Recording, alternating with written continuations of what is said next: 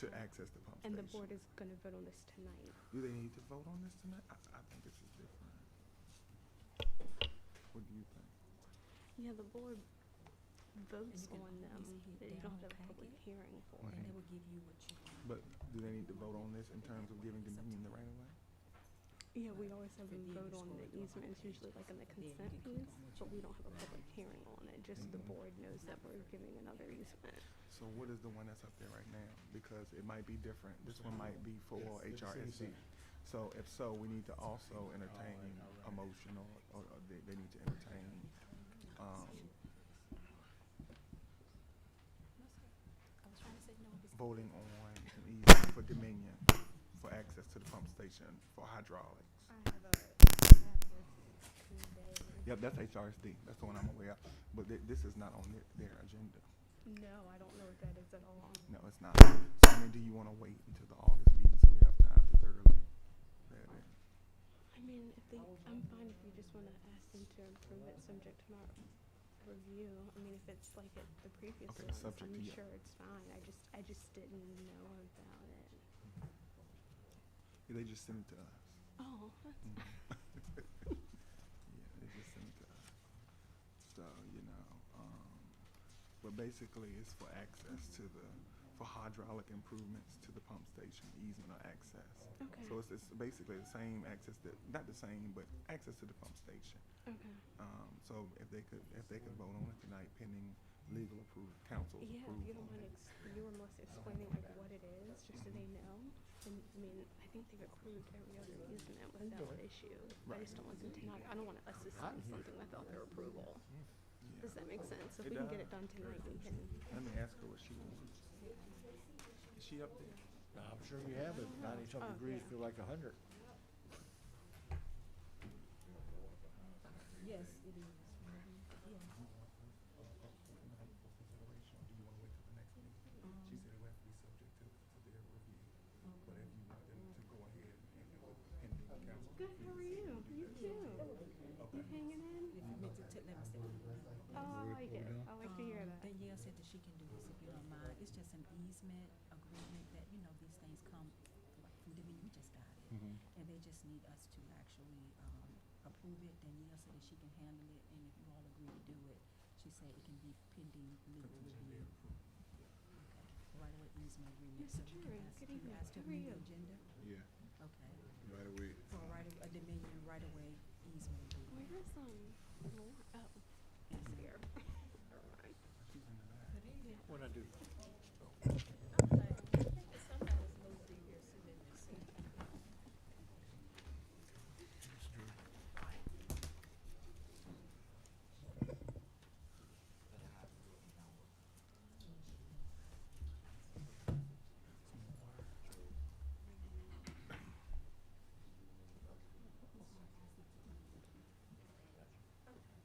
They used to sit right there. So we're gonna do that new business? We'll do that on new business? What's that? It's gonna be very simple.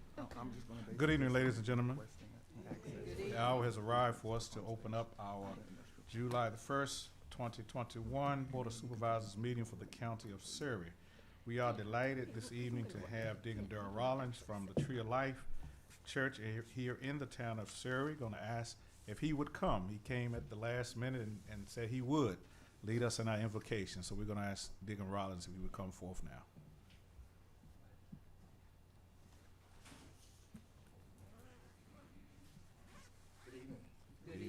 Let us pray. Father God, we thank you for this day, Lord. We thank you for everyone who's assembled here, God, under the sound of my voice, Lord. Lord, whatever takes place here this evening, God, we just ask that you would let it take place in decency and in order, God. Unity, Lord. We will ask for unity this evening, God, because divided we fall and united we stand, God. So right now, Lord, I just ask you would bless everyone under the sound of my voice, God. Bless us and we shall be blessed. Keep us and we shall be kept. And your name will forever be praised. For it's in Jesus' name we pray. Thank God. Amen. Amen. Amen. Thank you, Deacon Rollins. We do now call our meeting to order, and we do ask for a moment of silence.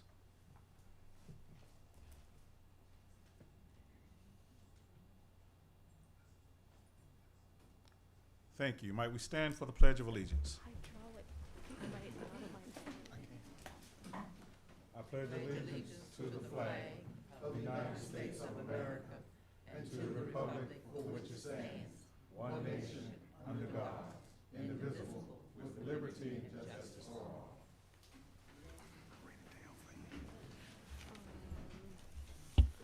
Board members, we have before us our agenda for this evening. Just received a request for an amendment to our agenda in new business. It involves a Dominion Power right of easement agreement for the county that will be presented to us from our legal department, Ms. Powell.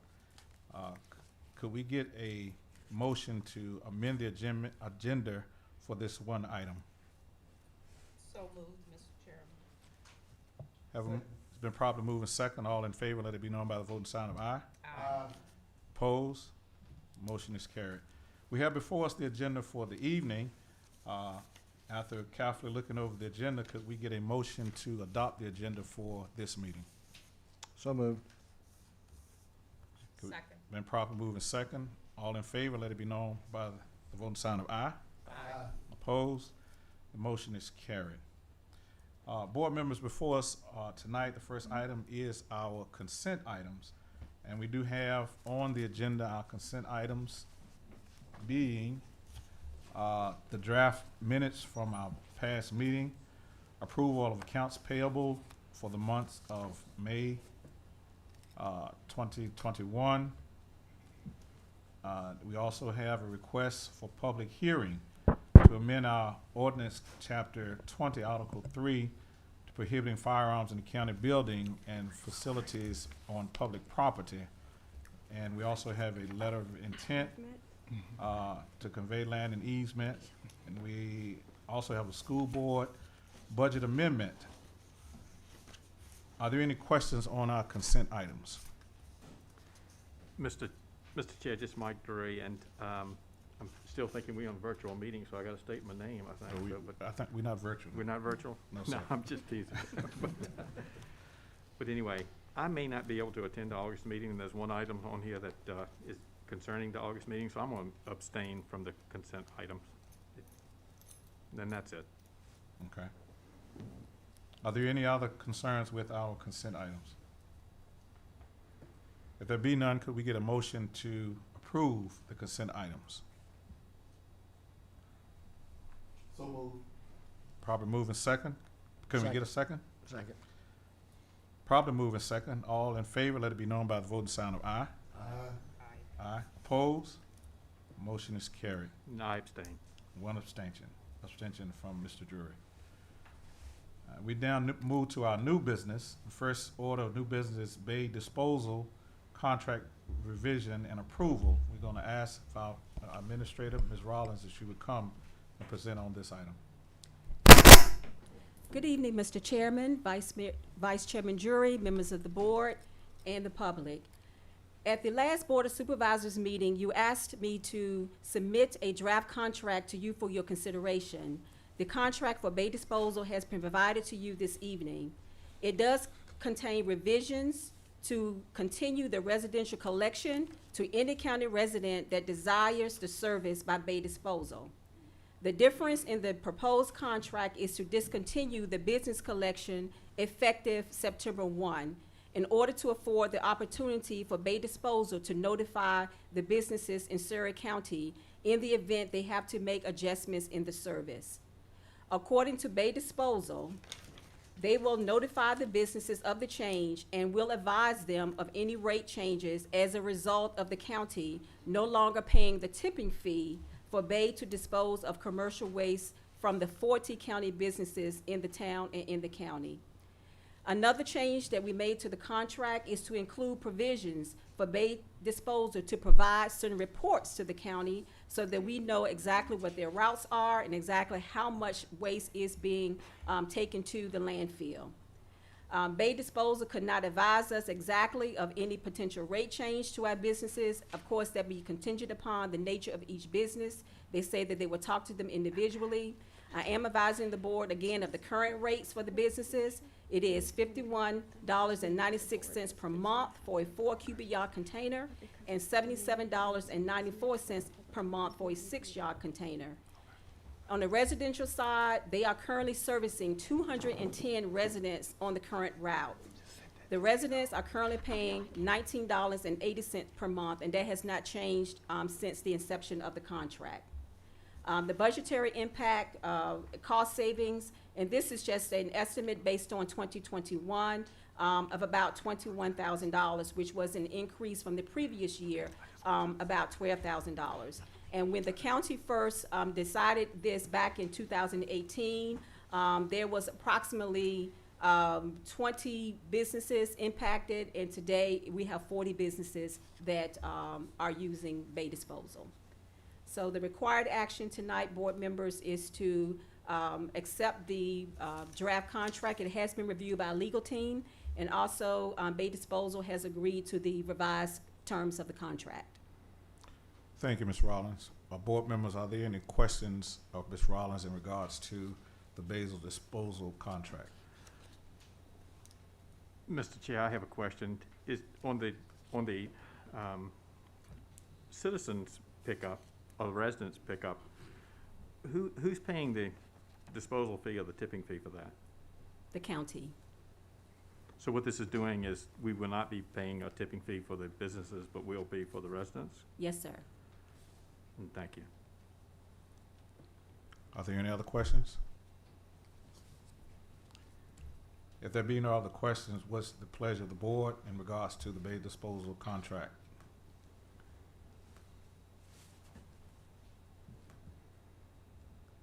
Is there approval or disapproval? If there's approval, we need a motion. Mr. Chair, may I make a comment? Yes, Mr. Drury. Since many businesses are still struggling with COVID, I know that this will save the county $20,000, but it will increase the cost to the businesses in a community of around 500 average. I'm opposed to that. Just want to make that comment. Thank you. Okay. Mr. Chairman, Ms. Little? I am also opposed to that. I feel like the businesses do support the county in paying their taxes. And for $21,000, their taxes, I'm sure, I feel like probably exceeds that. And that we appreciate our businesses, and I don't want to see them being felt like they're not appreciated. So that's one reason why I oppose the that tipping fee not paid by the county. It's not a exuberant, I don't think, amount, 21,000. So at this time, is the board's pleasure to revisit this, have staff to revisit this with bay disposal, and that the county would pick up a tipping fee? Is that the opinion of the board? We have two in favor of that. Are there any other questions from Mr. Calhoun or Mr. Howell? Mr. Chairman, if I may ask the county, what is the cost of the contract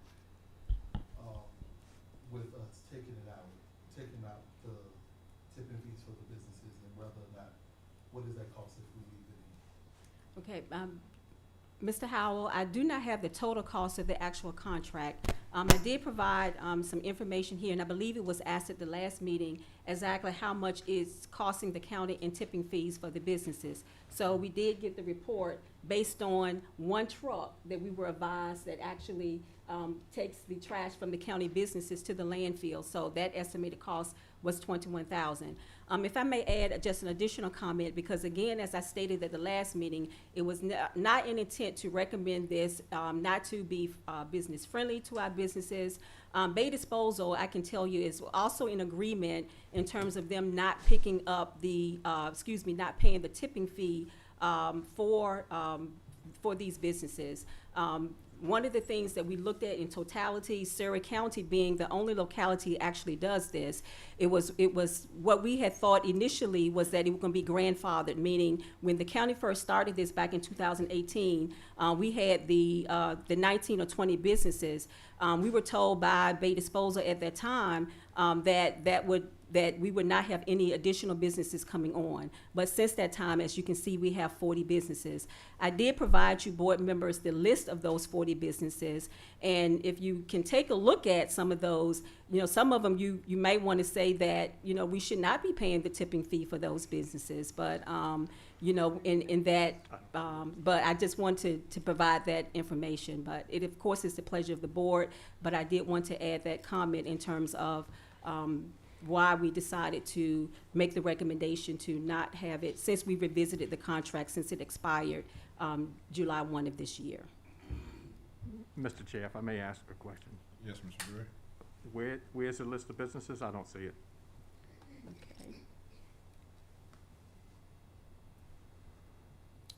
Okay, the information I provided to you all in a separate cover because I did not want to identify the businesses on the public record, but I provided that to you all in a separate correspondence. I'm sorry, by email? I did, sir. I think we're supposed to use, anything that comes to the board is supposed to be public, but anyway, so I did not see it and read it. Okay, that's fine, and I do have it. I'd be more than happy to list or to let you all know what the businesses are. If you would like me to do that, I can do that at this time. I'm still opposed. I want to promote businesses, and I'm glad that the businesses have increased from 20 to 40. I'd be glad to do it, but at this present time, I'm still opposed. Ms. Calhoun, you have any concerns or comments on this matter? I think that I'm in agreement with not addressing this issue with increased businesses and a $21,000 increase. I think the county could absorb that as well as just putting on a 6 cents tax is just an additional burden for the businesses. I would opt not to address this issue. So at this time, we will table the Bay Disposal contract, and we'll get it updated, and we recommended to staff that we would continue to pay the tipping fees for the businesses in the county. I apologize. Mr. Chair, members of the board, if I may. Yes, Ms. Powell? Just for clarification, since we're speaking of the commercial businesses, and I believe Ms. Rollins is correct that the current contract does end today. So is it the board's will that at least the contract that's currently in place stay in place until the next board meeting? Or is it the intent of the board to just keep the commercial businesses in place as was in the previous contract, and we can just approve that contract and move forward? Thank you, Ms. Powell. Board members, we do have a current contract that expires on today. Is it the pleasure of the board to continue the current contract that we're in, which does pay for the tipping fees of the businesses in the county? Mr. Chairman, I would move that we would continue with the contract that we have, and that this comes up, every year? Ms. Rollins? Yes, This is a yearly contract? it is, but there is actually options to renew, Ms. Powell. Yes. It is an annual contract, but there's options to renew the contract after a certain number of years. And the only thing that I would add to that, board members, is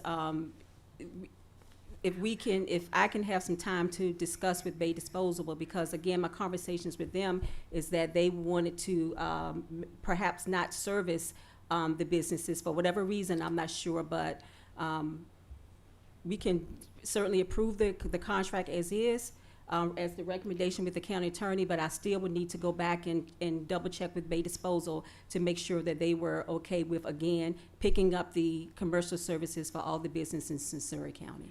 So it seems to me then that the board can agree to continue the current contract, and then we can revisit it at the next board meeting. Okay.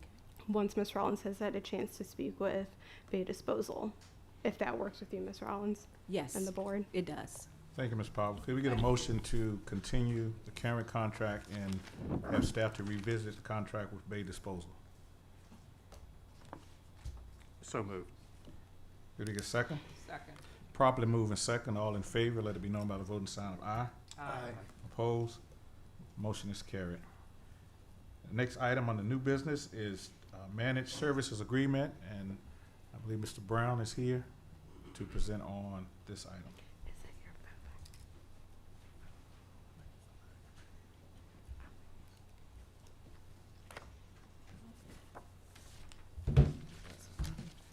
Good evening, Chairman Elliott, Vice Chairman Drury, board members assembled, Ms. Rollins.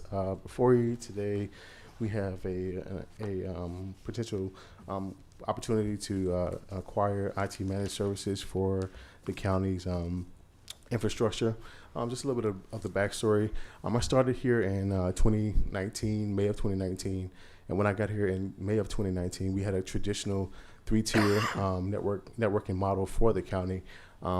And over the last 24 months, I would say our infrastructure has grown tremendously. We're a fully virtualized environment, hosting now over 30 virtual servers that serve in all capacities, from public safety all the way out to social services, time and attendance. So in considering our budget for this upcoming year, we want to see how we could, best serve the county from a total perspective of making sure that we're monitored, 24/7. That's one of the biggest things that is that's a concern. Just with life in general, cyber is at an all-time high. Cybercrime rates and ransomware, they're at an all-time high. So in trying to be proactive, we wanted to look into a solution that would allow us the opportunity to not only protect ourselves but our citizens' data as well. We have CIP'd in our current budget year a plan to look at executing a new financial system. But as we are moving towards that, we'll still have to protect the integrity of the current system that we have in place, as well as moving into that new phase. Just one of the most recent breaches that we see in the news was the Colonial Pipeline. For whatever reasons, that was breached. One of the main concerns in that was it was an unpatched server that kind of led to the beginning of that process. And so that could have very well been remediated by having, a monitoring service. Not saying that they did not have a monitoring service, but that's the type of call that I feel that will be a disservice to the citizens of this county, of this great county. So we're trying to move into that direction with managed services. It would help us as far as maximizing our uptime. It would give us, 24/7 service. It would also allow for enhanced security and compliance. Daily, we see phishing email attempts. We see all types of information that comes across. Some is authentic, some is original, and some is creative. And we've had instances where users, even within their personal lives, have had issues like that that's broken out. And so that's not a fun situation to be in, especially when you are a victim of any type of cyber attack. It's definitely not a place, it's not a phone call that I want to have, not one that I want to relate to you all as well. So in addition to that, it would produce efficient and reliable IT operations and allowing staff to focus on the higher project load that is in front of us. The cost effectiveness, and it's a great return on investment. Obviously, having to staff at a rate like that would be a tad bit challenging in a locality like this. So if we can leverage a cost savings and have the service to protect us, I think we'll be in a good position for that. So the presentation that's in your package just kind of gives the highlights of, what it would take if we had to staff and what it would take to just go with the service. So I believe that if we go with the service, it beats definitely having to staff, and then with staffing you have the complexity of scheduling, which is still typically 8 to 5, and so with us now having mobile data terminals going on the road with our new law enforcement cars, that's a whole nother element of it that keeps us pretty much working 24/7. So not only to protect the data of, like I said, the county, but protect the data of the citizens, as well as ensure that when our officers and things are on the road, that they are totally protected, because we have a responsibility to the VCIN,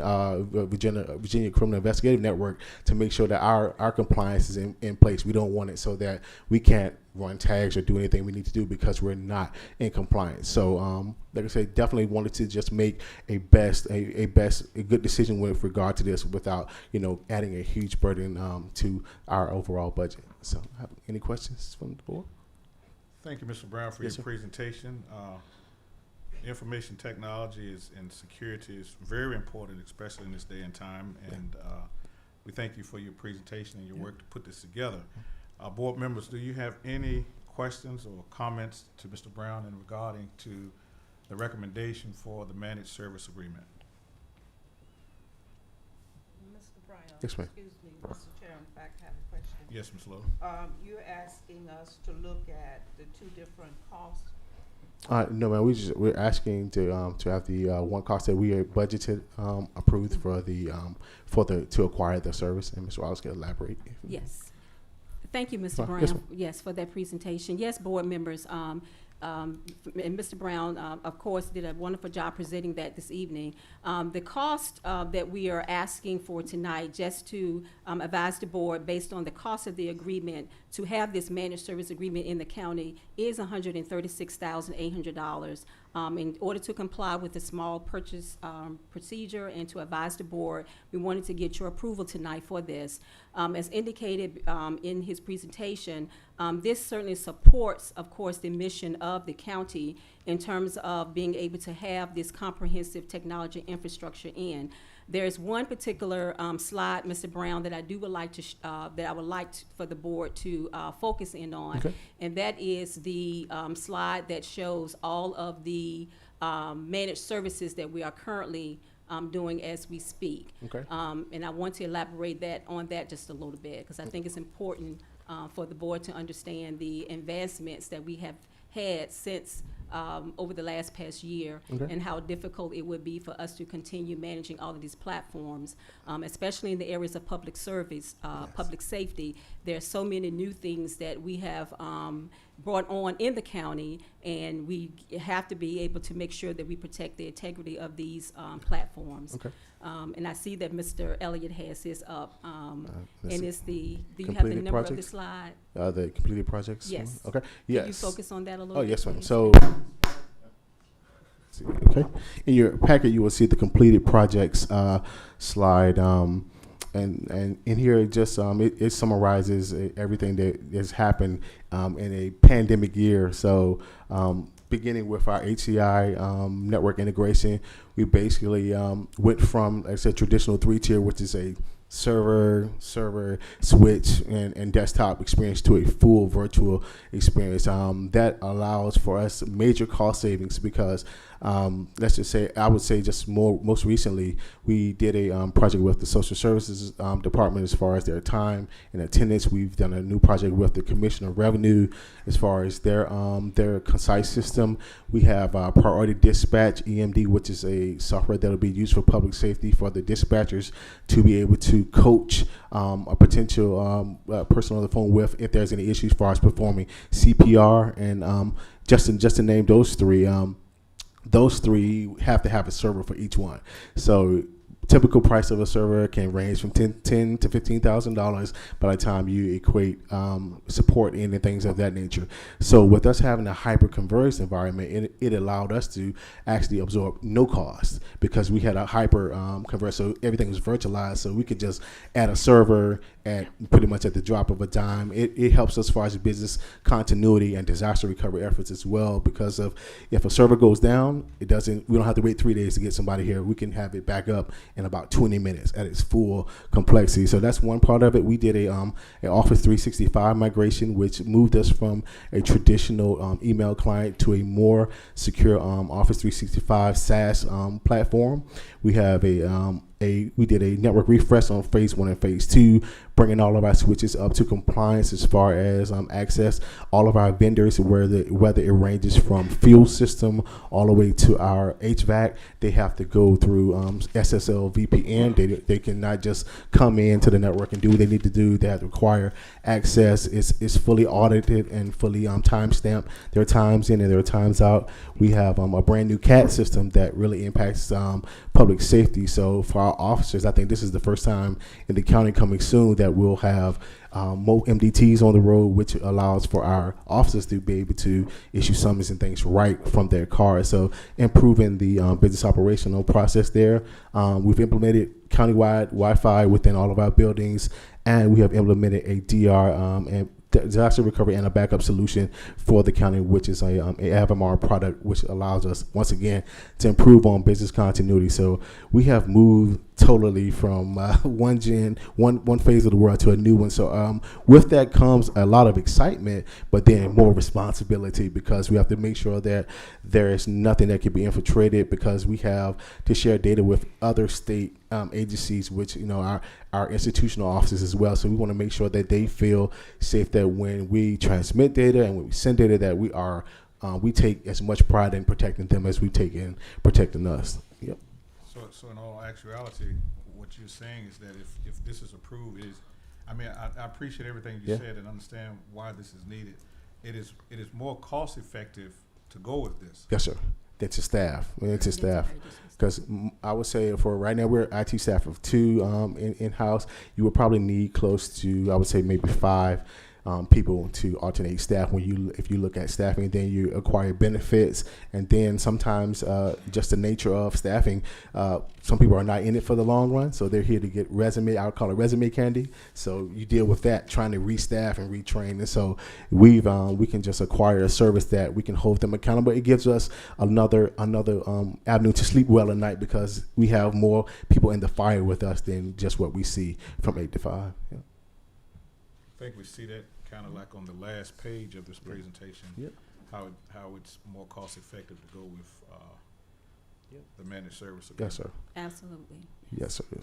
So the total cost for if you were just to do 2 positions at a full burden plus the tools necessary to do it, you're looking at about $220,000. So we got an initial savings right out of the gate of $83,000. If we go with this IT managed and monitoring service, not to include the money that we're saving by being fully virtualized. It just gives us so much of an advantage. And I don't believe there are too many localities that are our size that are in this position. Thank you, Mr. Brown. Yes, sir. Are there any other questions from board members in regards to the managed service agreement? I just have one question, Mr. Chairman. Yes, Mr. Howard. Great presentation, Thanks. Mr. Brown. I definitely, with the background in Yeah. IT, this is definitely a good move for the county, and I appreciate the work that you and the other county staff have gone in to put this together. With this, is this an annual? Yes, sir. Yep.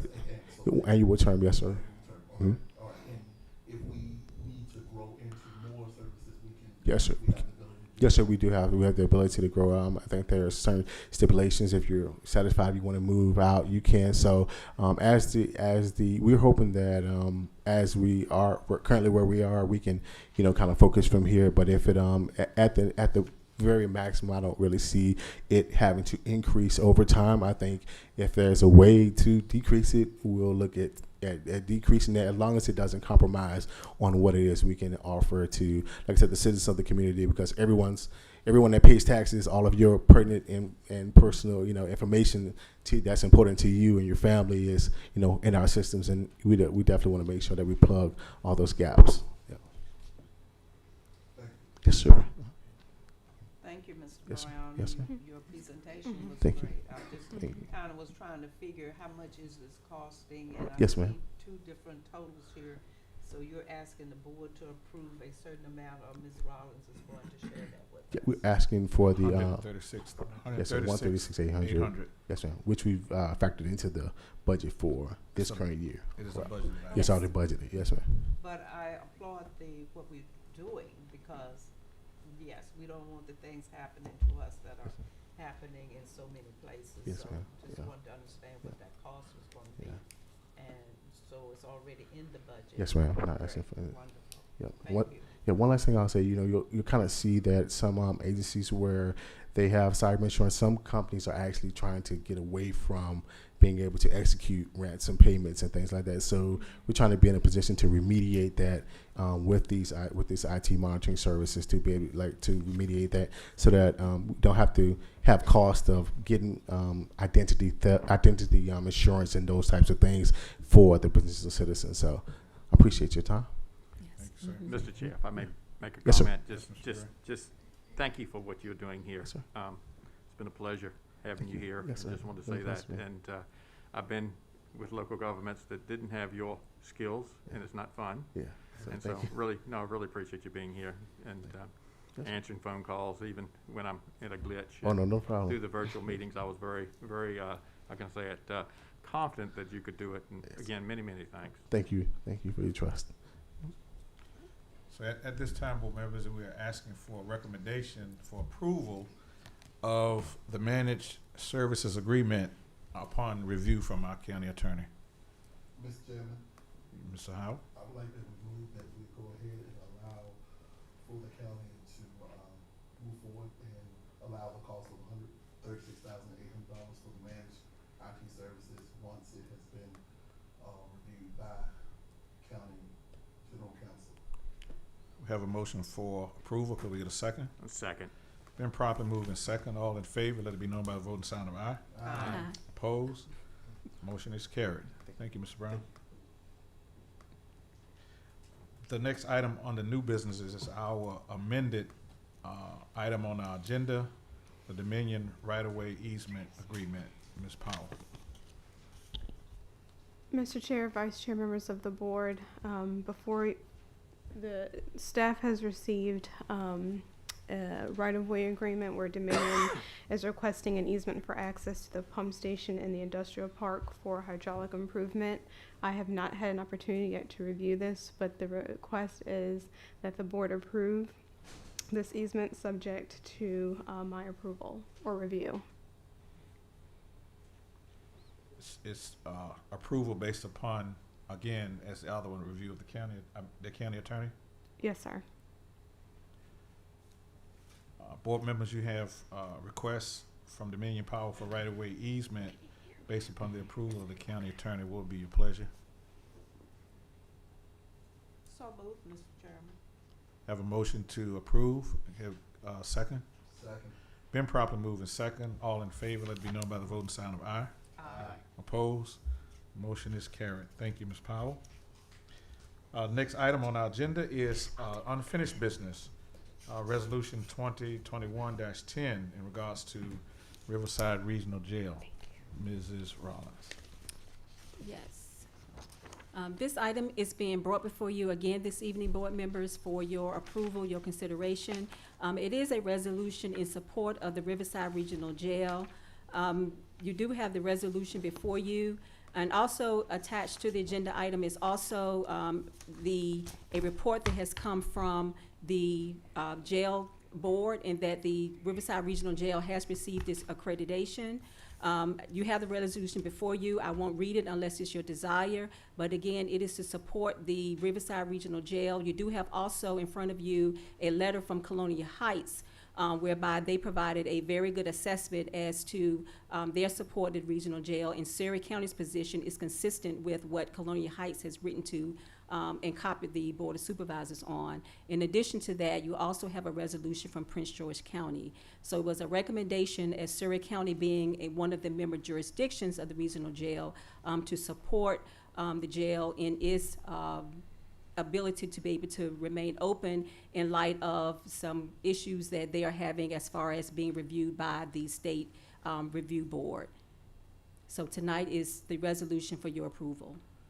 Thank you, Ms. Rollins. Fellow board members, we do house our inmates at the Riverside Regional Jail, and if the Riverside Regional Jail was to close, we would put us in a pinch to find other locations. I'm sure it would be a great expense on the county. And we do have our neighboring jurisdictions that have supported Riverside Regional Jail. So what is your pleasure on the resolution for the support from Surrey County? Have you, I know you do have the resolution before you. Are there any questions on the resolution? I guess that should be the first question.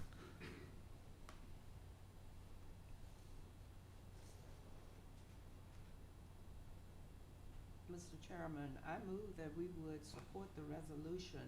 I certainly wouldn't want our county to have to get involved in housing our inmates, so, support this resolution wholeheartedly.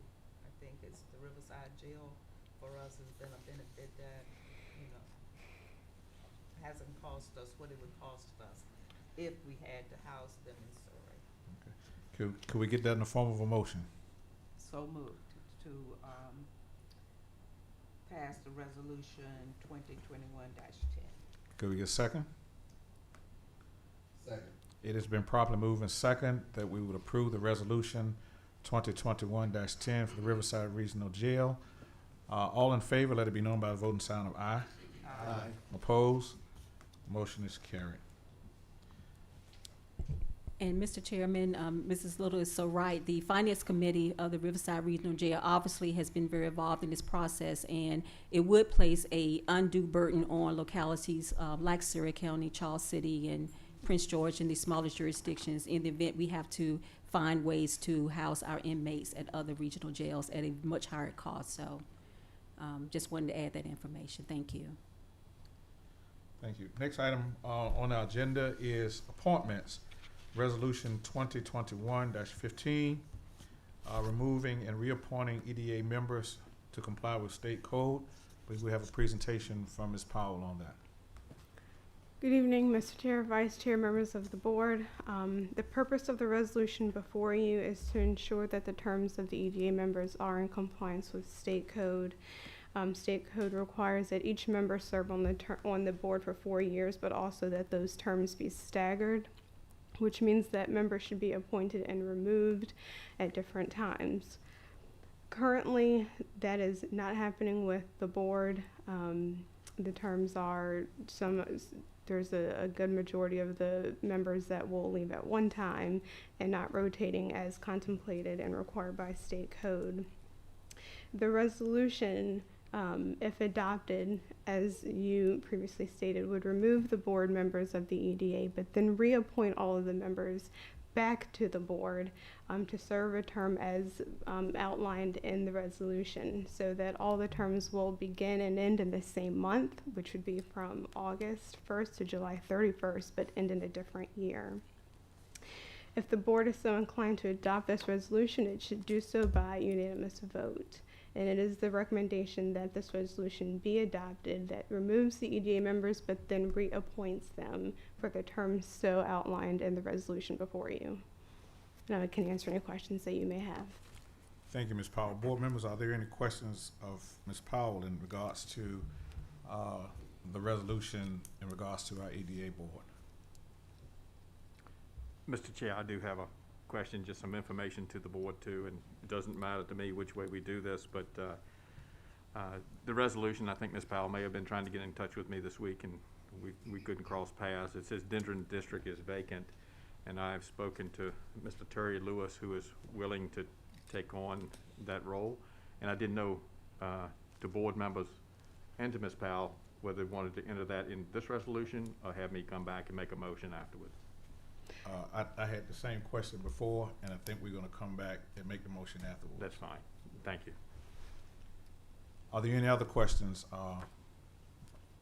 from Ms. Powell? If there be no other questions of Ms. Powell, is there a motion to accept and approve the resolution to remove and then reappoint the EDA members to comply with the state code as far as term limits? Mr. Chairman. Mr. Howell? So moved. Have a motion on the floor. Could we get a second? Second. Been properly moved in second. All in favor, let it be known by the voting sign of aye. Aye. Opposed? Motion is carried unanimously. Now, Mr. Drury, I think me and you are in the same position that we do have vacancies currently on the EDA, and we are at liberty to appoint at large. You had spoken about Mr. Terry Lewis, and I do have a recommendation also at large in the person of Ms. Janae Slade. Ms. Slade is a young lady. I'll go first and then you can come on behind me. Ms. Slade is a young lady in the county who is an entrepreneur and she has a very progressive view for the county, and I think she would make a great addition to the EDA. So we will be recommending her to the board. She's present tonight to become a member of the EDA of Surrey County to fill an at-large position that is currently vacant. Mr. Chair, Yes, Ms. for Palmer. clarification, do you mind stating which district? She would be at large. Okay. And which term am I looking at? She would be, When would it expire? if appointed, she would have the full 4-year term. She would be Right. coming on August the 1st, if I'm not mistaken. Mr. Chair, just for clarification, what I'm reading in this resolution is it says Causely District vacant and Dendron District vacant. Is that Yes. what you're asking, Ms. Powell? Yes, there is looks like there are 2 at-large district members that are already filled, so that's right. I'm looking at a vacancy in the Carsley district and the Dendron district. Is with that at, specific term set. okay, okay. Mr. Howell, I recommend her to you from the Carthage District. I do have a question, because I believe it was in a previous board meeting where, and Ms. Howell, you correct me if I'm going off straight, that it is codified in the code that Don't have to be we do not, Don't have as a to be board, district. have to elect by district. Right. That's correct. Okay, all right. So if it be that I too would support Johnny Slade to serve in this capacity. So at this time, board members, we have before us Ms. Yane Slade, to be a candidate for the position on the EDA. Could we get a motion to receive her on this board at this time?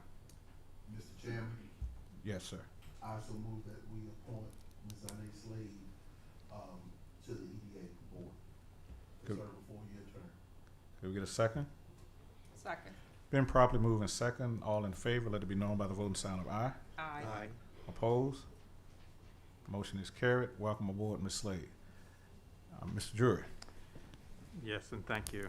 And I know we got this by district and everything, but I'll just say, whether it's at large, Dendron District, Mr. Terry Lewis has agreed. He stated that he would, when I first got on the board, that he would do whatever he could to help Surrey County, so his day has come.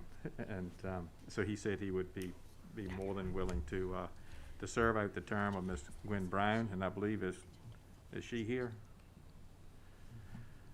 Ms. Brown somewhere, I saw her.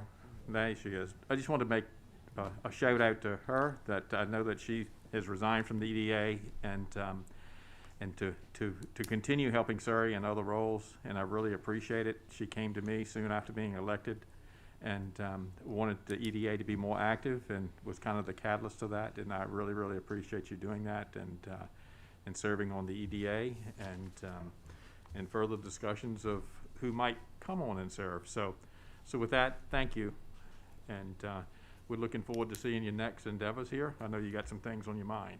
So, but with that said, board members, you got any questions? I'll make that as a motion for Mr. Terry Lewis to serve out her term.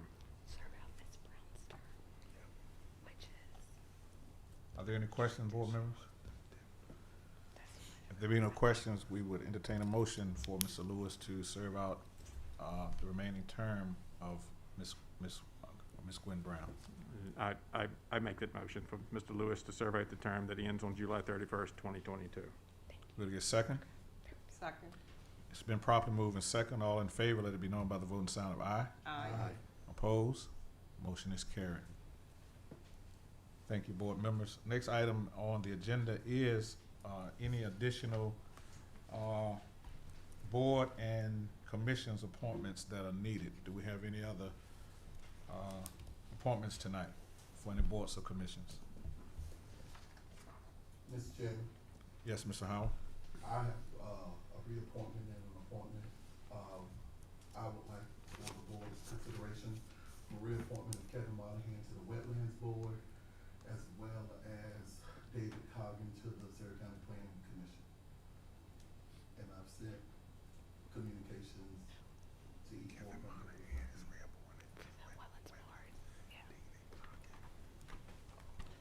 Thank you, Mr. Howell. For the wetland, we have, It's a reappointment, okay, for Mr. Kevin Monahan. Could we get a motion on the reappointment of Mr. Kevin Monahan for the Wetlands Board? So moved. Properly, we have a motion, could we get a second? Second. Properly moved and second, all in favor, let it be known by the voting sign of aye. Aye. Opposed? Motion is carried. Next item is Mr. David Coggan to become a member of the Planning Commission. Could we get a motion on Mr. Coggan? So moved. Could we get a second? Second. Properly moved and second, all in favor, let it be known by the voting sign of aye. Aye. Opposed? Motion is carried. That was easy. Thank you, guys. All right, next item, are there any other? Mr. Chairman, yes. excuse me, I was waiting my turn. Yeah, I was going to ask, I was going to ask Ms. Little, are there any other appointments on boards and commissions? Yes, ma'am. Yes, there is. I have a person that has served on the Wetlands Board for several years, Ms. Peggy Bond, and her term ended on October the 14th of 2020. And I've spoken with her, and she is willing to continue to serve the county in whatever way that she can. And so I'm asking the board to reappoint Peggy Bond to the Wetlands Board.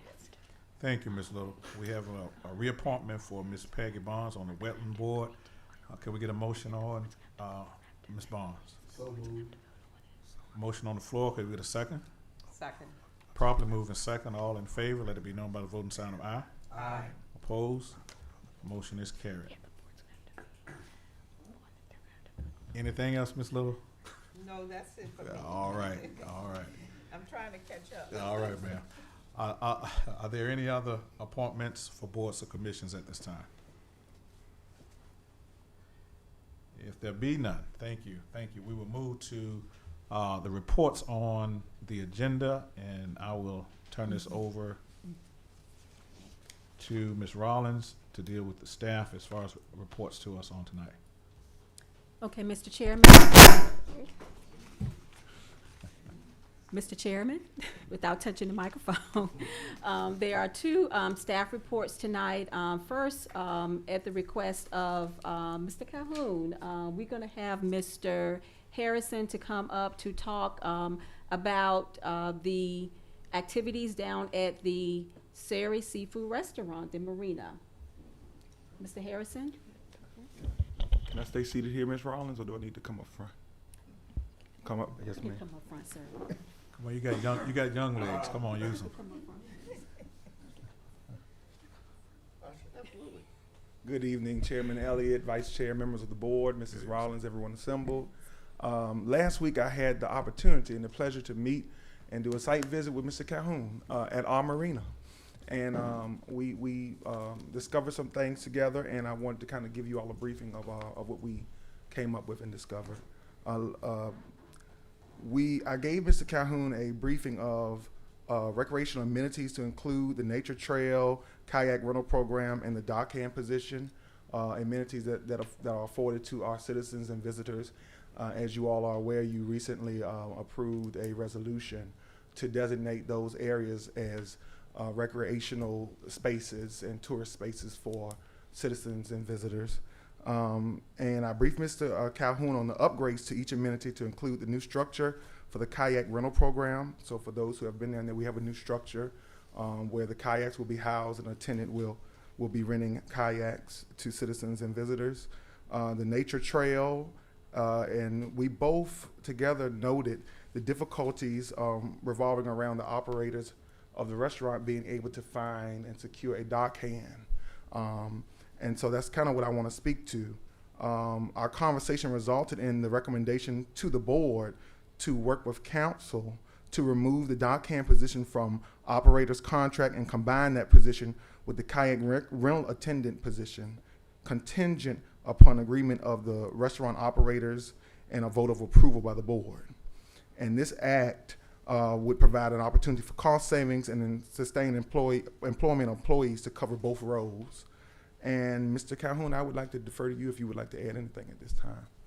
I just appreciate your time last week when we met. I've been, addressing this issue with the deckhand at the marina for over a year, and I'm glad that hopefully we can get this resolved. It's I'm a boater. Trying to dock a 26-foot boat either with my wife or by myself is very difficult.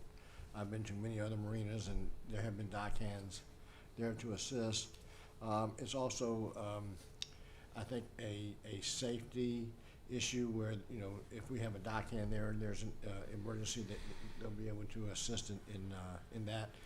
The kayak rentals, we all know that there's, I believe, 8 of them that were at the Park and Recs. Trying to get those down to the marina if someone wants to rent those. They're not visible, but however, if we keep them there and have signage and the building, I think it would be more visible to not only our residents, but those outside that come to visit. I live on that creek. I see people canoeing kayaking, canoeing all the time. But they don't have the rental. They bring their own, and it's nice to see families and groups come down. I think it's a very beneficial opportunity for the county to provide the kayak rentals and the dockhand, because Ms. Rollins, correct me if I'm wrong, that dockhand was part of the contract, and we had to reimburse the Pack Brothers. So it's no cost, additional cost to us as a county and as ratepayers, and it gives us visibility. If it goes well, I understand we have bicycles at the Parks and Rec that may be added at some point in time. I think this is just a growth of opportunity to bring tourism, recreation, and revenue to the county. And I thank you for your time and taking me down the path of up the hill and down that hot day. It was, and what we're doing with that as well. Yes, sir. Thank you. Thank you, Mr. Hudson. Just for clarification, with the kayak rental and the dockhand would actually become, instead of working under the contract under the Pack Brothers, the dockhand would become a county employee. Yes, Yes, sir. just the dockhand piece. Okay. Yes. Yeah. All right. Thank you. Okay. Thank you. Thank you.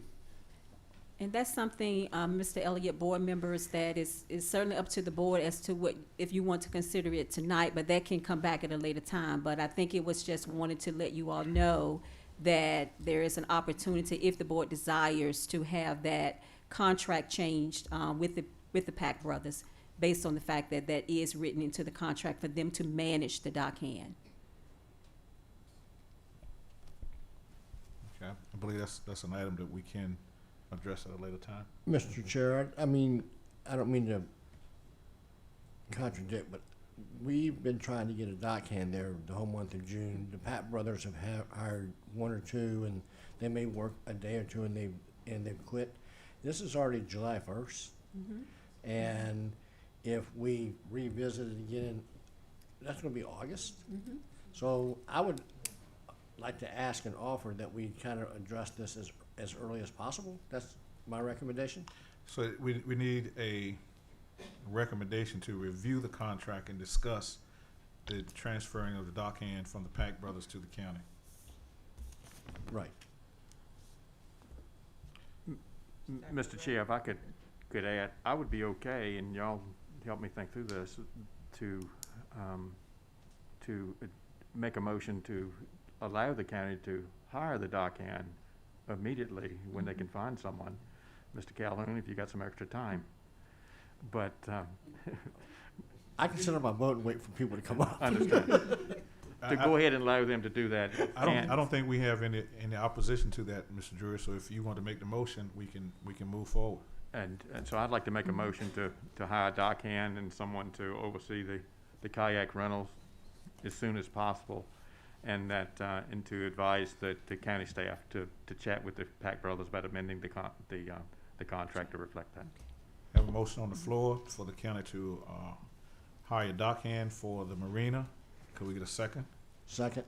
Been properly moving second. All in favor, let it be known by the voting sign of aye. Aye. Opposed? Motion is carried. Thank you. Thank you. Mr. Chair, just for clarification, is the motion also then allowing the county staff to go ahead and amend the lease to reflect the motion that was just made? It would basically have to. Just wanted to make sure, thank you, And that was my with the intent. PrAC's approval. Yes. And if I'm not mistaken, Mr. Harrison, we have conversations with them already, and they were amenable to that? I do believe so. They did express to me that there were difficulties in terms of staffing. So I think they would be agreeable. Wonderful, yeah. And we are working through our workforce development to be able to find some individuals to be able to work the kayak rentals and the dockhand position. So we've already got that ball in motion. Thank you. Next report?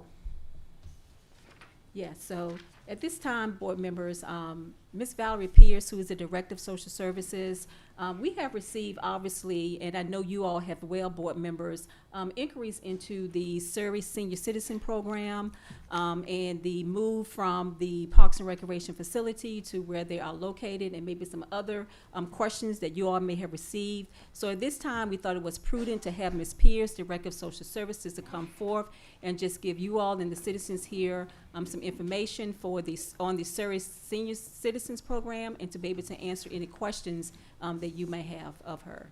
Ms. Thank you. Pierce. Thank you. Mr. Chairman, Yes, Mr. Ms. Vice Chairman, members of the board. Do I need the justice? Okay, thank you. Okay, I'm scared of that. All who are assembled and those who are attending virtually, good evening.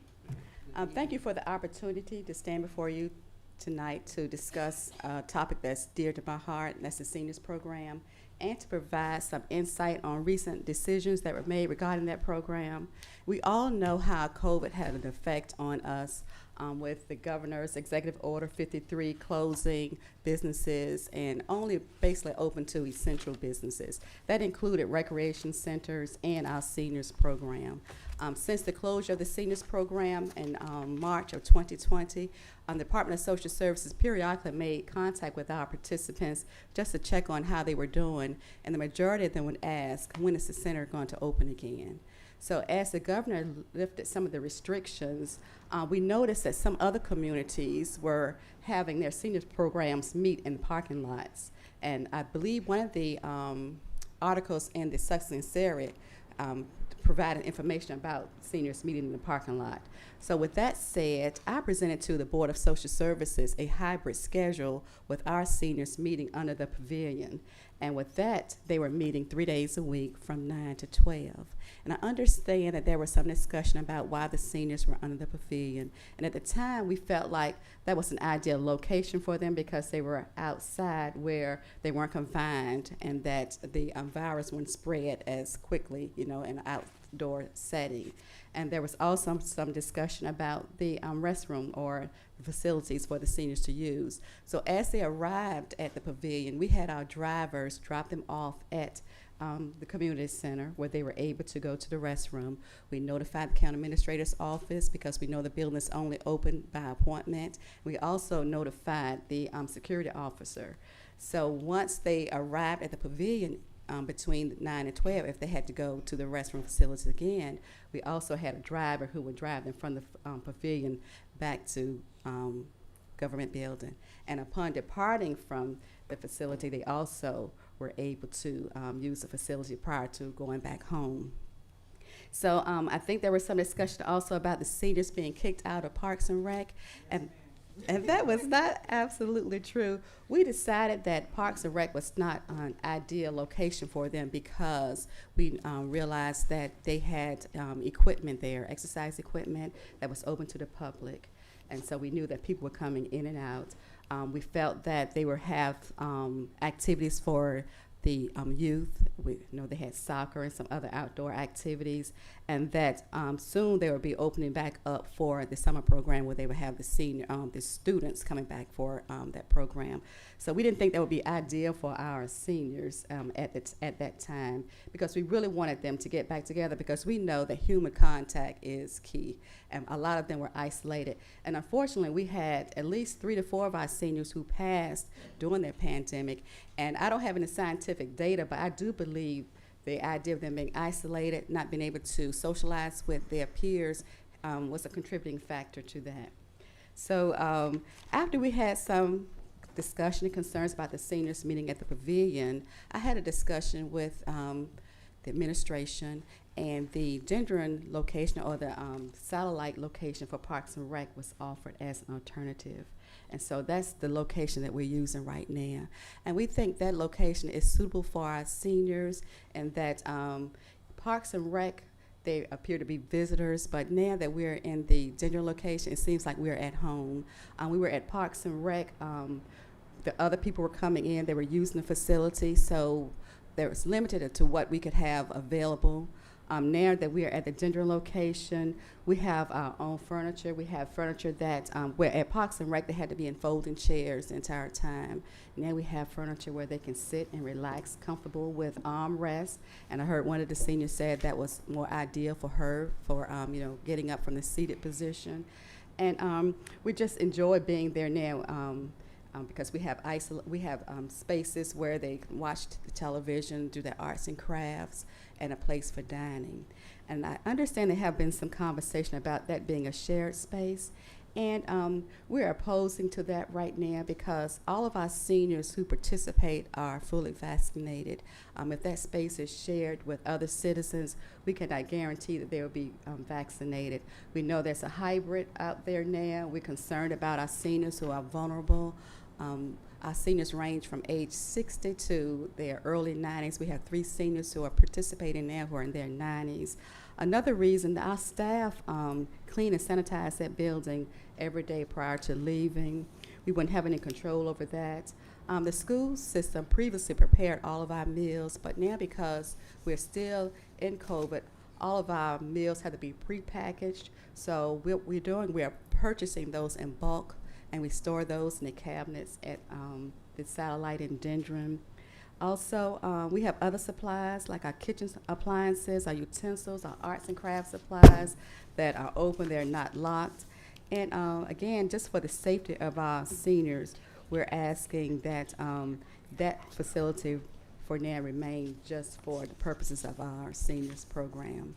And as I conclude my presentation, I would like to address or introduce our seniors. It was a total surprise for me to walk in tonight to see them, and that really shows how dedicated they are, how much they love the seniors program.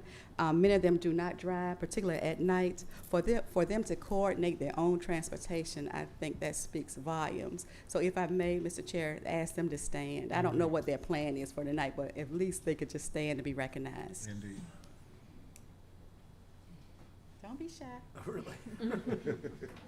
Let's give our seniors some love. So I would like to say that on the first day of opening, with our hybrid schedule, we had 18 seniors to participate. Some drove and some rode the van, and today we had 27. Mm-hmm. So I can entertain any questions, comments right now. So just you kind of hit it right then for me. I was going to ask how many, on a normal basis, how many do we have participating in the program that's actually been housed there in Gendron? Today we had 27. The lowest amount that we've had has been 10. But we range in the 20s every day that we are opened. And all of the seniors have been fully vaccinated? They're all been vaccinated. In fact, we had one who said that he was not going to get vaccinated, and we told him that he could not participate until, unless he was fully vaccinated. And guess what? He got vaccinated. Yeah, so, and some of them did have their cards, so we do have proof that we take their word, but we do have cards to show that they have been vaccinated. Thank you, Ms. Pierce. Board members, you have any other questions for Ms. Pierce? Yes, Mr. Chair. How are you doing this evening? Oh, well, how are you? When you mentioned shared space, when citizens have called me about concerns about the Gendron Center, and please, I think a majority of our population in Surrey, and I'm not doubting this, is I looked at the demographics and are seniors, and I'm approaching that. And so it's a big deal, and we need to honor that and give them activities, and I appreciate it. When you go to other localities, they do not have programs like this, and as I've been going around recently into the surrounding jurisdictions, they talk about there are no senior programs. So thank you for what y'all doing. But what the citizens' concerns are for shared space, they're not talking about being in there. When the center was first purchased, I was involved in that, and in the very beginning, and it was a place for citizens to have meetings and so forth and so on. They didn't have adequate facilities in Dendron. So what the issue is that of not allowing other citizens, families to use the facilities as a meeting place. Is that not possible? I haven't been down there and seen it. So as the seniors are in there, and I'm not being critical, I guess that's just not possible because of the furniture? In other areas too, as far as sanitizing the location, and we have our supplies and other items that are left opened. Not only our cleaning supplies, but like I said, we purchase food in bulk, so those are located in our cabinets, and our beverages are in the refrigerator. So we wouldn't have any control over those items. Any long-term suggestions for the seniors programs or where to house it? Well, one thing about the seniors, I don't think they like a lot of change. And, I think once we get comfortable in the Dendron location, that Let me just say this. It's a very difficult issue for me because I want the seniors to have their home, but not understanding that it would exclude other citizens. I represent that area, and this was a very dear building to the citizens over there to utilize. The town hall across the street has AC problems, and they can't meet there. And so I want the seniors to thrive. I want them to have a place to be, but it's very disheartening to take away that center for the citizens. We don't have any place over there. We're right down the Blackwater, and I'm not trying to be difficult with this. It just seems like that could be, y'all are not in the Parks and Rec, now you come to Dendron. In Surrey County itself, I was at the presentation of all the wonderful things that was gonna happen through Parks and Rec at there, and got expectations high, and the citizens feel like they didn't have any input into that. It's a difficult issue. It's more difficult than what's being proposed, and I'm very disheartened that this has happened. Yeah, I understand. One of the things about Parks and Rec in Surrey, it's an open space, so that has not really been ideal for our seniors. They've always complained about the temperature in that building. And as I said, they were all, for the time when we were open at Parks and Rec in Surrey, they were there for 5 hours, and they had to sit in folding chairs. So now at the Dendron location, they have an option of moving around. And I understand, we just didn't have citizen input, and it's very disappointing. So, And we have some of our seniors who are from the Dendron area. I understand. So citizens in that area are still being served. Well, I'm still getting the phone calls about taking away the citizen building. I do understand, Mr. Drury, your viewpoint on this, and I'm hearing from Ms. Pierce as well. I think the Department of Social Services has really done their due diligence with this COVID virus that we're dealing with and this new variant, and our senior population is one of the most vulnerable to this. And I think if we can house them in the safest manner in which we can house them, I think as a county, that's what we should do. One of the things I heard Ms. Pierce said, she said about the shared space now, that they're opposed to sharing the space now. We don't know what the future is gonna hold. But right now, if the seniors are safer in that Dendron location, then I think we should look at the safety of our seniors as well. Mr. Chair, I fully agree with you, but what I heard was once the seniors, I heard permanent. And what I was asking, I agree.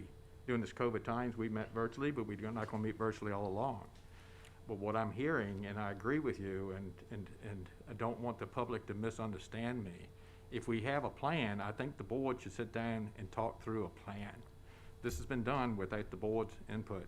We need to sit down and talk about a plan. I don't mind it now, but we need to sit down and talk about long-term.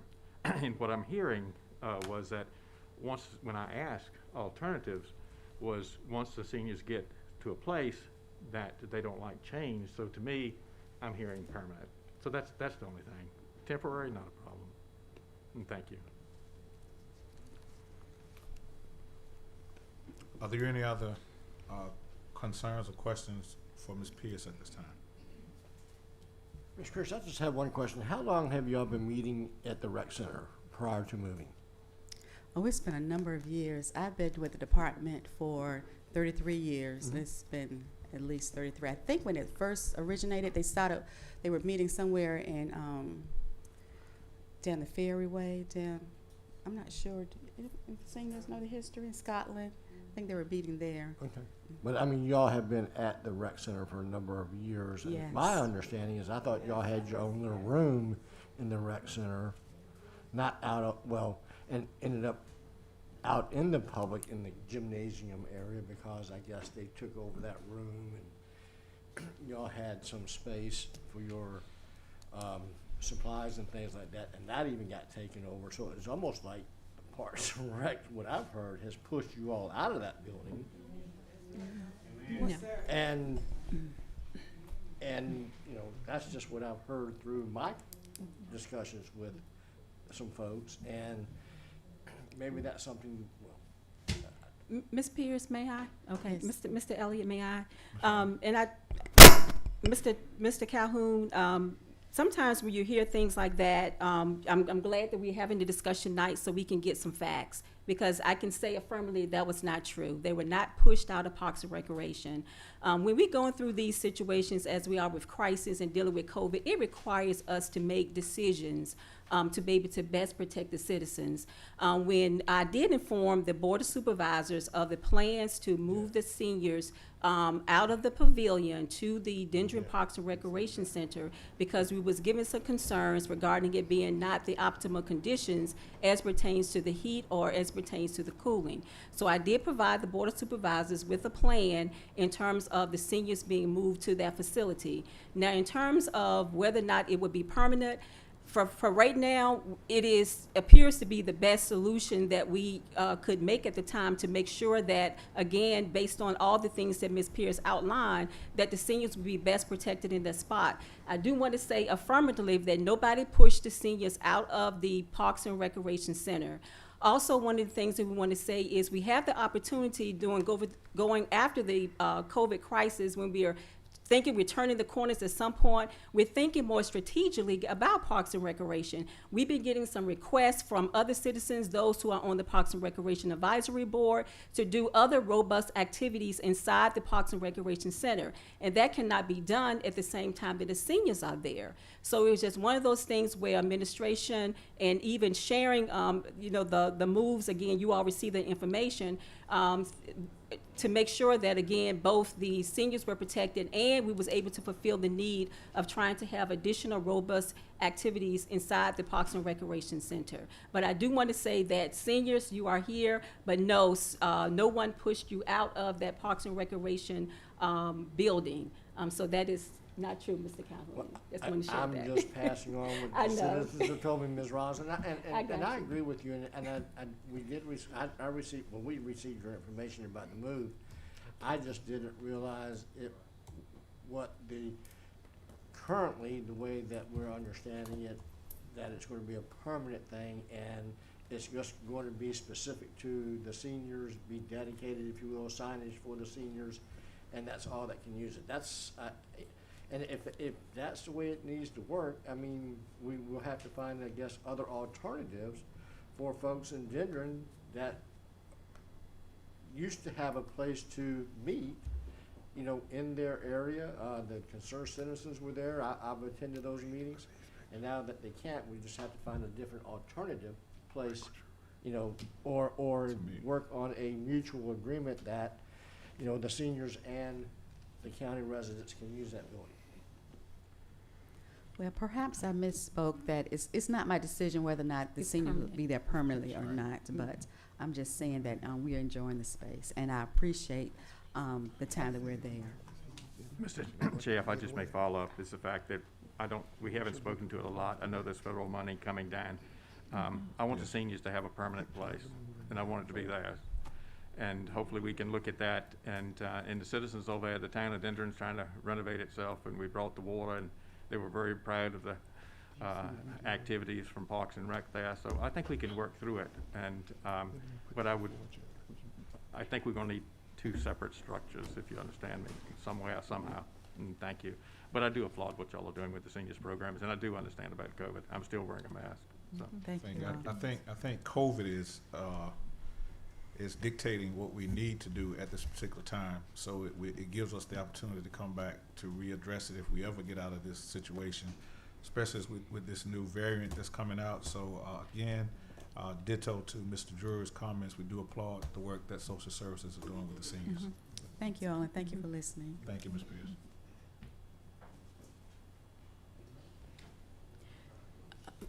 Mr. Chairman, there's one more presentation. Mr. Darrell Rollins, who serves as the program coordinator for Parks and Recreation, we have also received some inquiries as to the upcoming 4th of July festivities and the fact that we are not having fireworks, but there's also some very robust activities that's being planned. So if we can ask Mr. Rollins to come up and give the county an overview of the 4th of July activities in Surrey County planned for this weekend. Mr. Rollins. Good evening again, Mr. Chairman, Vice Chairman, Ms. Rollins, board members, everyone assembled. First of all, let me just say that there has been some miscommunication, misinformation that's been put out in regards to the 4th of July celebration in reference to the fireworks situation. In no way, shape, form, or fashion have we been neglectful in celebrating the 4th of July because of the COVID situation that came about in early 2020. There was an issue with vendors being unable to secure materials to provide fireworks for localities. We happen to be one of those localities. They were not able to get the materials from China. They've either been delayed or unable to deliver. Shipments had been stopped. Ships have been able to enter the ports, and so we were unable to secure the fireworks. However, that didn't stop the show. We decided to go on and do something that hopefully will be appealing to all of the citizens in doing this music concert in the park on Saturday, July 3rd. This hopefully will be something that's appealing to everyone. We have different genres of music, and we're presenting music on a larger scale than we normally would. We have some blues, we have some gospel, we have some top 40, we have some rock, and we have some R&B. So hopefully it's something that people will enjoy, something that's going to be entertaining and it's going to appeal to the masses. It's not in any way a smack in the face to the 4th of July celebration. It was just a matter of us being unable to secure materials for the fireworks. Now, it could have been a situation, and I don't know this, but it could have been a situation where you have a pyrotechnic company that has an opportunity to provide fireworks for a locality for $20,000 versus a locality such as Surrey who has a $7,500 show.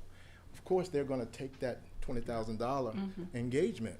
Now, again, I don't know that was the case, but the pyrotechnic company that we had been dealing with referred us to other companies that we were in touch with, and we got the same response, that they were unable to secure materials for fireworks celebration. Now, some localities were fortunate enough to have already reserved materials the prior year. Unfortunately, we weren't one of those localities. So we had to move forward and, again, trying to do something that would be appealing to everyone, something that people can still come out and enjoy. So we'll have the music concert in the park with vendors, food vendors, craft vendors. We've gotten approval from all of the necessary people, USDA, Department of Health, all of the bases that we needed to cover. We've been in touch with the sheriff's office, and administration. And so, again, it's something that even though we're not able to do the fireworks, we still have something that I think will be enjoyable to everyone. Any questions? Thank you, Mr. Rollins, for your presentation. And again, we're dealing with this monster COVID who has put a strain on all of our normality. So thank you and the members of Surrey Parks and Recreation for still providing a celebration for the Kent citizens of Surrey on the 4th of July. Are there any comments or remarks from board members? Yes, Mr. Rollins. Yes, ma'am. What time will this begin? The gates will open at 3 o'clock. The first band performs at 3:30. That will be the company, which is a local gospel group. Following them will be Calden and Company, a top 40 group from the Hampton Roads area. And then we'll have Bobby Blackhat Walters, who is a blues, regional blues artist, followed by Blackout 757, which is a rock party group. And the closing out will be the Champagne Band from the Hampton Roads area. And so, again, hopefully it's something that everyone can enjoy. And rather than, the citizens doing this he say, she say, I encourage everyone, including the board members, to come down to Surrey Parks and Recreation to see for yourself what we have going on, what we have to offer, because it does us no good for people to chatter back and forth. Come and see what we have. Call us, get it from the horse's mouth. Can I ask you to add something for the youth? I didn't hear Absolutely. you, We, mention the youth. We do have a program that we've presented to the administration. I think it was mentioned, the flyer that we have coming out with the daily activities that we have, will be offering throughout the summer for the youth, ages 6 to 18, and then the young adults also.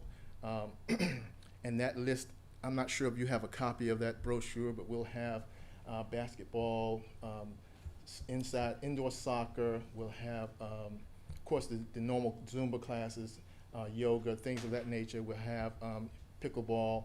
We'll have kickball. We'll have board games, a lot of different activities. We have the bike share program, which is open to the public. People can check out the bikes. It's free of charge. We also have the exercise annex that's open from 6 a.m. to 6 p.m., open to the public and free. So we have a lot of different things coming up, and I encourage everyone who has any questions to come out and see what we have to offer. When I was referring to the youth, it's for July the 3rd. Oh, of course, we have the activities. kids are going to come out with their Right, we do. parents, but they're not interested in the music. We do have activities planned for the youth, some board games, not board games, but different activities with the bounce house being involved also. So we haven't forgotten about the youth. Very good. But again, like I say, it's something that we're trying to do to appeal to everyone. Everybody. Thank you. Yes, ma'am. Appreciate that. Any other questions? Mr. Rollins, I saw 2 flyers out on, in the social media. One of them was just indicating that we're gonna have music and entertainment, Mhm. and then a second flyer that came out that listed all your bands and things like that, and I appreciate that. I mean, I didn't know that. Are we looking at next year's July Absolutely. to procure and satisfy fireworks? Absolutely. That Even process, Mr. Calhoun, normally starts in January, where we make the initial contact, and then arrangements are made February, early March, and then everything is put into place at that time. And hopefully by that time, materials will be able to be secured, and we'll be back on tap for And then fireworks. I don't know at what point in time you all realized that we couldn't procure the fireworks, but maybe just as early as you all find out that we're not gonna have fireworks in this instance, to put that out, because even as of yesterday, someone posted on social media, is Surrey having their fireworks July 3rd. Again, the flyer has been out for some time now. But And again, if people are unsure, you can always call and come and see us. I'm not disputing that, sir. Yes, sir. But it's expected that Surrey has always had fireworks. Right, as and they far as I- have, but that was something that was beyond our control. I understand, no, I understand that, but, what I'm asking is just to advise, be transparent with the folks in Surrey County. Hey, we're unable to procure them, we're not gonna have fireworks, but in lieu of fireworks, we're going to do something else, even if you don't have, the list or whatever you're gonna do. But, we will have entertainment, we'll have something to in place of the July 4th fire. Yes, sir, July 4th and I believe that's the message that we conveyed What they did. for those who asked. I believe that was the message that was conveyed. Okay, Again, I understand what you're saying, but in defense of Parks and Recreation, we did convey that message. Okay. Yes, sir. Thank you, Mr. Rollins. Thank And also, you know, we thinking about putting, and you all did a excellent job putting this together in such a short period of time, you. because we didn't know what the announcements would be coming out from the governor and whether or Correct. not we could have all these activities. So the fact that they made that announcement and you had to kind of move very fast to Yes, put ma'am. this together, so certainly appreciate you all doing this. The flyer of activities that you referenced, Mr. Rollins, Yes, is ma'am. included in the Board of Supervisors packet for our citizens to see, and also be posted on the various social media pages. And again, indoor soccer, half-court basketball, table tennis, pickleball, volleyball, the LIFT program, yoga, Zumba, board games, bike share, martial arts, exercise annex. And Mr. Rollins, you were absolutely on point. We do encourage, of course, board members, if you had not had the opportunity to go and look at that exercise annex, please take an opportunity to do that. We know that health and wellness is one of the strategic initiatives of the county. So we definitely want our citizens to take advantage of not just that program, but all of the activities. We do want to, again, focus on health and wellness. Board members, I can tell you at this particular time, we are receiving inquiries from some of our neighboring jurisdictions that want to partner with Surrey County and with our Parks and Recreation to do what we call neighbor-to-neighbor activities. So again, as we mentioned earlier, it is an opportunity for that particular center to be used as a robust recreational center, and again, to be able to give all of our citizens opportunities to be able to use that more than it has been used in the past. So thank you again, and I'm not sure whether or not other board members have questions, but I just wanted Yes. to share that. Anyone else? Thank you for your time. Thank you, Mr. Rollins. Thank you. Thank you. If there be no other reports, the next item on the agenda is for our public comments. We do open up the floor at this time for any citizen who would like to make public comments. You have 3 minutes. Please state your name and your jurisdiction, and you may speak to us. Good evening, Mr. Elliott, Mr. Drury, board members. My name is Jeremiah Williamson. I live in the Denver District. I'm here to speak on behalf of the senior citizens of Surrey County. So y'all please stand up and be recognized. They are concerned because they have been moved out of their long-term location and sent to Denver Recreation Center. In 1975, there was an active push to organize a senior citizen program in Surrey County. In the beginning, senior had no designated place to meet. They simply met wherever they could. When the Surrey County Park and Recreation Center was built, the senior citizen program was an original tenant. Funding from the Older American Act was used to build designated space within that structure that allowed a ceramic cam, pool tables, and TVs to be installed. Park and Recreation Center website recognizes the inclusion of seniors, and I quote, Surrey senior citizens meet daily at the community center where they may participate in activities such as art and craft, exercise program, table games, and socialization. A lunch program and transportation is also provided, end of quote. This all changed around 2019, 2020 when senior was asked to move items out of their craft room built with Old American Act money. They was also asked to move their meeting place to a smaller area of the recreation center.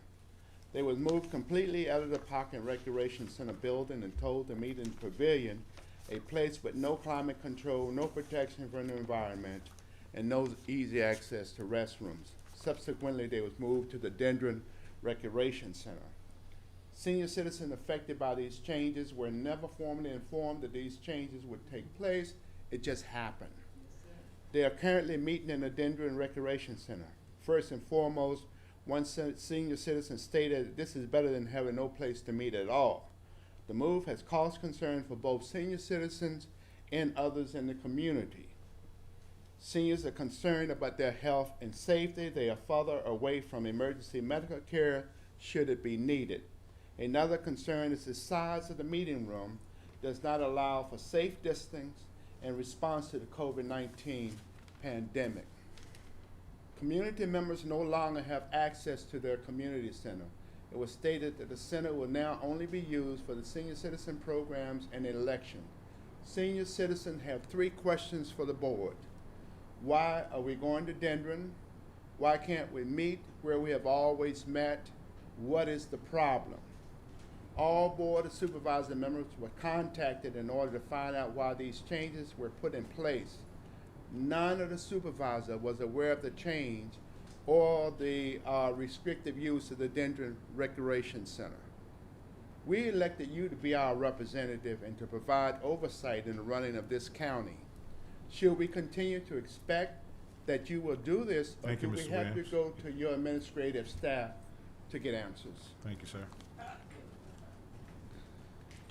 Just a quick response to the citizen comment. I think those questions, those 3 questions that were raised to the board were answered by Ms. Pierce tonight as the reason why the moves took place at that particular time is dealing with COVID and keeping the citizens safe as far as what needed to be put in place at that particular time. When the seniors came outside, it was to bring the seniors back. They weren't meeting at all before then, and it was just temporary until we could find them a space. So I think the questions that were posed to the board tonight were answered by Ms. Pierce. So thank you, Mr. Williams, for your public comments. Mr. Chair, Yes, Mr. Drury. was this board comment period or public comment period? We're just responding to the comment from the floor. We decided that we would do that as a board if it needed to be. So if anyone would like to respond to Mr. Williams, you may do so. I would ask that in the future we hold things to public comments and board comments when they are able, because we don't want to get into a back and forth. It's not a back and forth. I understand. Listen to the conversation and move on. Mr. Drury, we decided as a board that if a comment came from the floor, that if we wanted to address it, we would as a board. Mr. Chair, let's We've done move that on. other times. Let's move on. Are there any other public comments?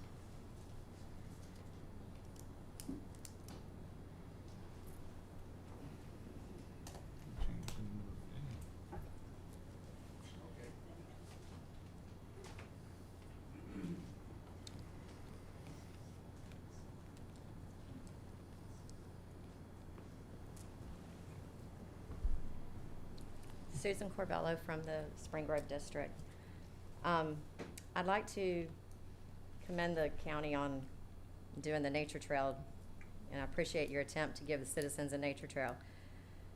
But I don't believe that that nature trail is accessible to everybody. I don't believe many of these elderly would probably be able to walk that, not being offensive or anything. I don't believe that they would be able to walk that nature trail. You have to climb some steps. You're going up a hill. There's no handrails. It's not very well marked when you go in there. There are posts in there, but it doesn't say anything on these posts. The last time I went, I don't know if it's been updated since I went, the mulch has bled into the woods, so you really don't have a path. I did ask a question about that, and I found out that it is being partially paid with a grant. I'm not quite sure how much that grant was, but I know that we spent over $100,000 on that, and $8,000 of it was cleaning up, paying the contractor to clean up some trash that was left in a ravine with tires and everything. This is county property, correct? I'm not sure, but I think if it was county property, that county should have probably been cleaning up that mess. The path takes about 5 to 10 minutes max to walk it. If you're an avid walker, 5 minutes, you're up and down and you're done with the nature trail. I've suggested many times in the past to possibly work with the rec center, get grants to make some type of park, something that's like over at Target, outside of Target, over in Williamsburg, the park that's over there, something like that, the walking paths, the exercising stops and everything like that. Something that everybody could have access to, the young, the old, a flat walking area.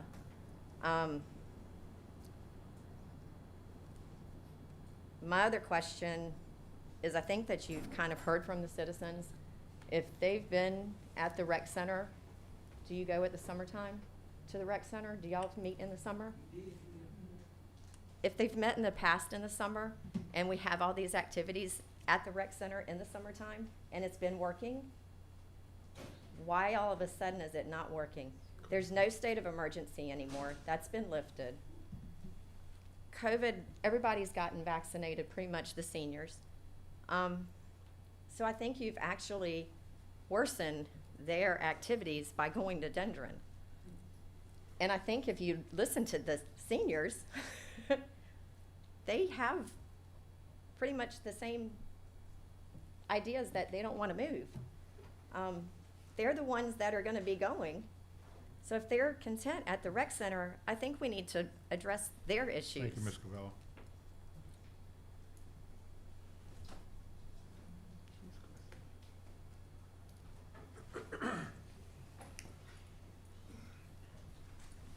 Mike Ailton, Denver and Blackwater District. For the amount of taxes we pay in this county to support these programs, we expect a little more of a response from our board members, not just platitudes. Thank you. I don't understand what you're stating, sir.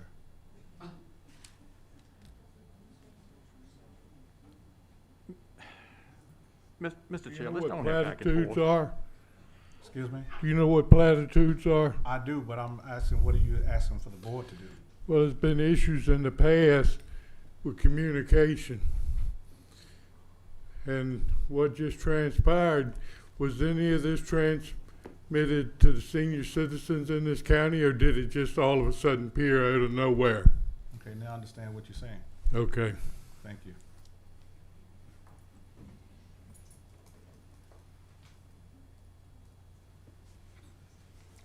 Robert Chandler, Bacon's Castle District. This is a legal question. The board voted here shortly to reinstate paragraph A, Code of Virginia 15.24904, paragraph A. Paragraph A requires, since we just reestablished the EDA brand new, that two people be nominated and positioned for a one-year term, two people be positioned for a two-year term, two people be positioned for a three-year term, and one person be set up for a four-year term. I heard a member of the board state that they wanted a single individual to fill that position of one person for 4 years. Since you just reestablished the EDA, it's required that the Board of Supervisors place a person in each one of those positions. So when will that happen, and when will the people on the board be notified? I'll take the responsibility for notifying the people, but when will this occur? Because we just shuffled everybody's current position and current time frame that they'll serve on the EDA. Thank you.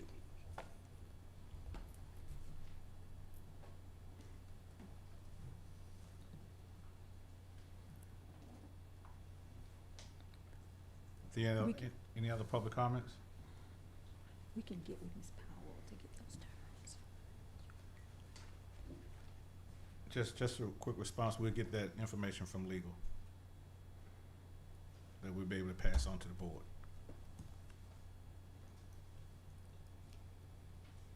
Are there any other public comments? If there be no other public comments, the floor is now open for board comments. We'll start with Mr. Drury if you have any comments. Ms. Lowell, you to my right. You want to start off?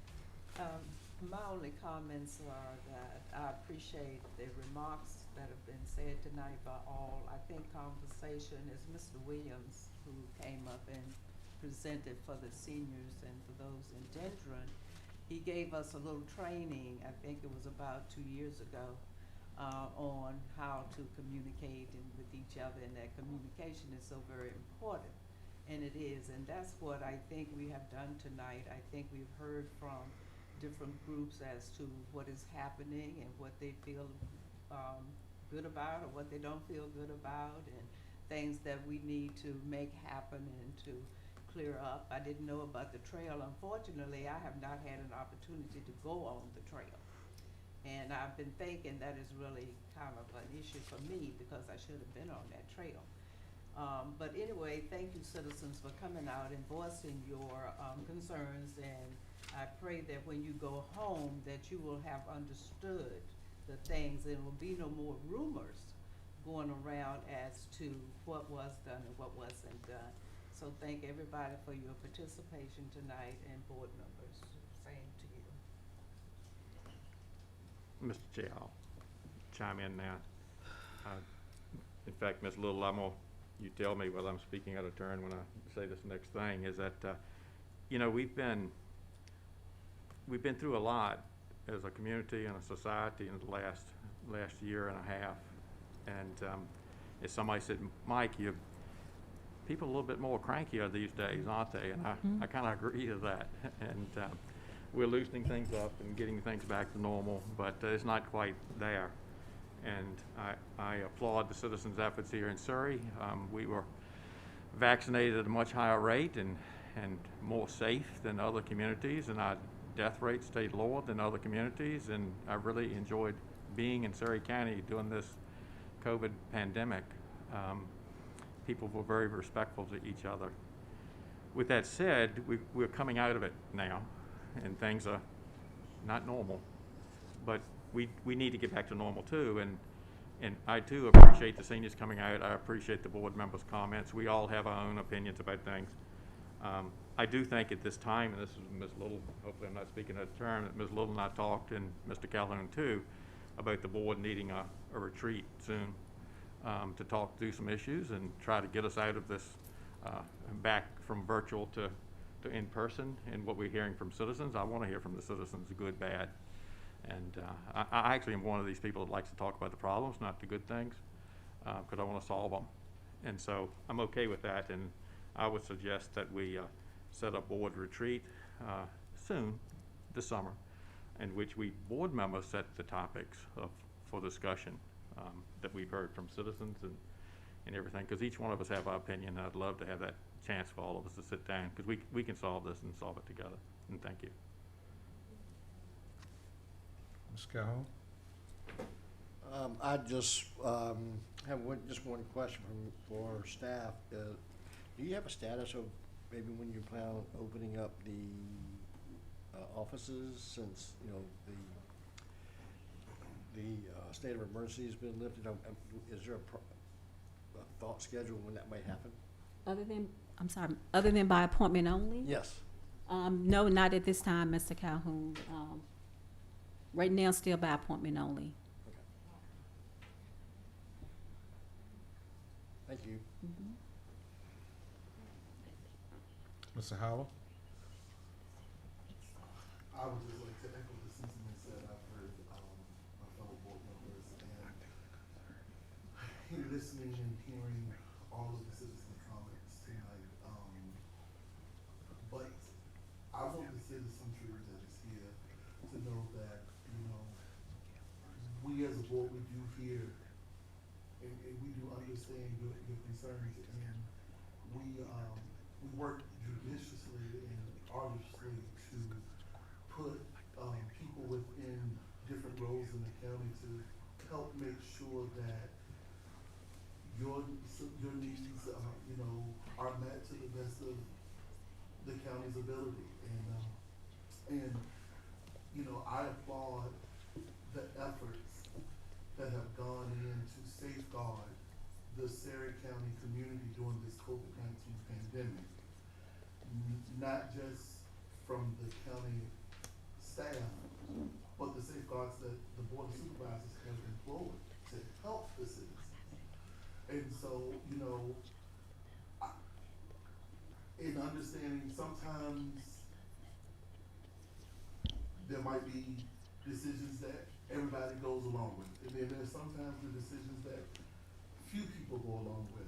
But understand that those decisions are being made, and I know that I try to look at the totality of the situation and trying to understand from a holistic perspective what the issues are and not being problem-centered, but being solution-driven.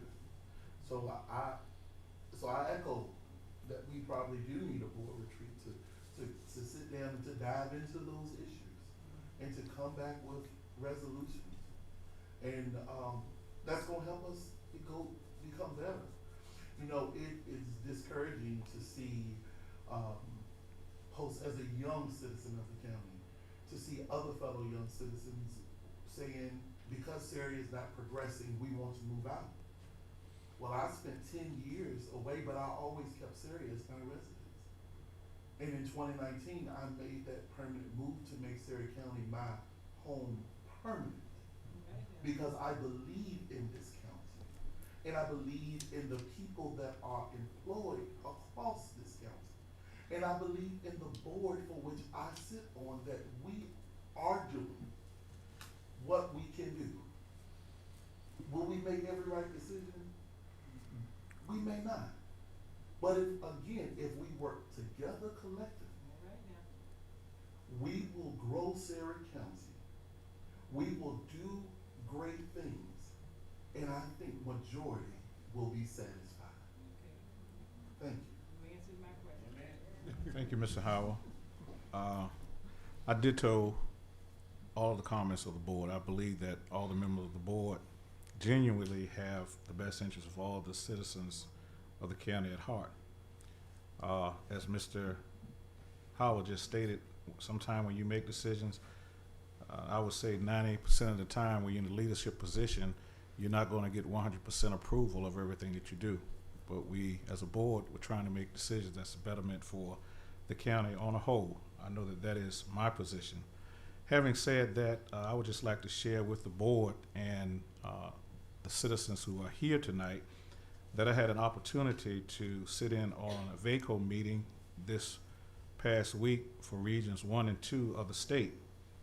And Ms. Rollins was on there, and she presented information on the composite index of the county, which deals with our federal funding.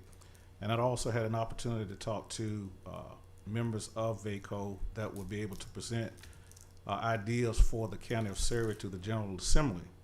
And Surrey being a unique county, being a county that holds a nuclear power station, when we have devastating weather in the county, sometimes all of our evacuation routes have been blocked. So I introduced 2 members of VACO that have direct access to members of the House of Delegate the proposal to grant Surrey direct access across the James River. We are the only county on the James that does not have direct access across. Direct access across the James River, if we ever find ourselves in a nuclear incident without evacuation that we currently have, will give us an opportunity to locate and lock in with Route 64, which we could get our citizens out of the county. We have a situation where we have economic development going down and population going down. And I truly believe, and we've discussed this in our first retreat, and the board members agreed with me that it is incumbent upon us to look at getting direct access across the county. And those who were on the VACO meeting, they gave nods of approval. So we're looking forward to getting some information to the General Assembly this year to see what we can do to move the county forward. I think that's good news, and I just wanted to share that with the board members, the meeting that I have, and with the citizens, that we are working for the betterment of the county. Are there any other comments from the board? If there be no other comments, we will have our county administrator's report. Thank you, Mr. Chairman. Oh, one other thing. Yes. Mr. Drury, you are absolutely right about the need for a retreat. I had proposed that the board would meet for a work session before our August meeting, and I know you said that you couldn't be there, and I was going to look at maybe coming in at 5 o'clock. That would give us 2 hours to come in and sit down and discuss our ideas and where we want to carry the board so that we can work harmoniously outside of us meeting on a different date. So it would be the pleasure of the board for us to discuss that, to see how we want to handle the work session or the retreat, how we wanted to do it. Yes. Thank you, Mr. Chairman. You all probably saw the announcement in last week's paper regarding Riverside Hospital announcing plans to locate a hospital in Alawaya County. Obviously, we do feel that this is good news for Surrey County. You do have the media release that's announcing the project. After that was released in the paper, I did get a phone call from the government relations individual from Riverside Hospital, and he did advise me that at some point he would like to come and be before the Board of Supervisors to be able to request that you all approve a resolution similar to the one that they did in Alawaya County for that. There is a process that is referred to as the Certificate of Public Need review process. He did indicate that the decision would be made late 2021, early 2022, but I do want to just advise you that Mr. Mark Duncan will be requesting to come and present to this board the plans for that hospital to be located in Alawaya County, and to ask you to prepare a resolution for your consideration at that time. Obviously, as pertains to public safety and the fact that we will have a hospital, a 50-bed hospital, close to Surrey County would definitely be a benefit for our citizens. The next item on the report is the radio communication system upgrade. Just to give you a brief project update, the draft request for proposal for the public safety radio system has been received and forwarded to our legal team and applicable staff for review and feedback. We did have a coverage workshop that was on June 3rd with applicable stakeholders, including fire and rescue, emergency services, the sheriff, county administration. This was followed by a stakeholders meeting on the 27th, and then on, a project kickoff meeting on the 27th. At that time, they shared an update and also included in here are the minutes to that and also the project requirements. Everyone actually wants to know exactly when the radio system will be in place, but at this point, we're looking at the project milestones. Were indicated on page 10 of that report, indicating that the award negotiations plan to get out the first week of December 2021. Strategic action agenda, draft work plans. This is right on line, board members, to what you all have just spoke about in terms of a retreat planning session. This is one of the tools, board members, that I shared back in January when I became the interim county administrator, and also I reshared it with the Board of Supervisors on several occasions to ask for your feedback. Obviously, board members, in terms of administration, we have here in charge with the day-to-day administration of all that is required, and we wanted to be sure that our work plans that we do every day are commensurate with the goals and objectives of you as board members. And again, this document is included for your information, again, for further feedback, and I think it would be a good tool for the board to be able to consider as you do plan your retreat. Mr. Jabri, who is our Economic Development Director, he's not here tonight, he's on vacation, but he represented Surrey County on Monday at the Summer VITA Conference, and Mr. Jabri was asked to speak on the county's broadband initiative project with Prince George Electric Co-op after we received an award earlier in May for innovativeness in local government. The conference was attended by over 100 local and state individuals or partners, and it provided the opportunity for Surrey County to be present and to speak on this platform. This is certainly exciting, and we believe it will benefit Surrey County as we pursue future economic development opportunities. Board members, I send you all updates periodically, and obviously every update is not good news. As we know, dealing with local government is very complex, so we have to share the good, and sometimes we share the not so good. But this is one of the things that I was very excited to share with you all, that the county is on tap to receive $3.2 million in federal appropriation funding. Congressman Keishan advised that he is looking at Surrey County, you all, and he has seen the great work that we are doing in this small rural county. We are pleased to announce that we are in the final running to receive that $3.2 million earmarked for community project funding for fiscal year 2020-22. He advised that it has been approved by the House Appropriations Committee, and we know that by watching the news, and will be going before Congress for a final consideration. This type of direct funding to specific governmental entities has not been permitted in congressional appropriations in over a decade.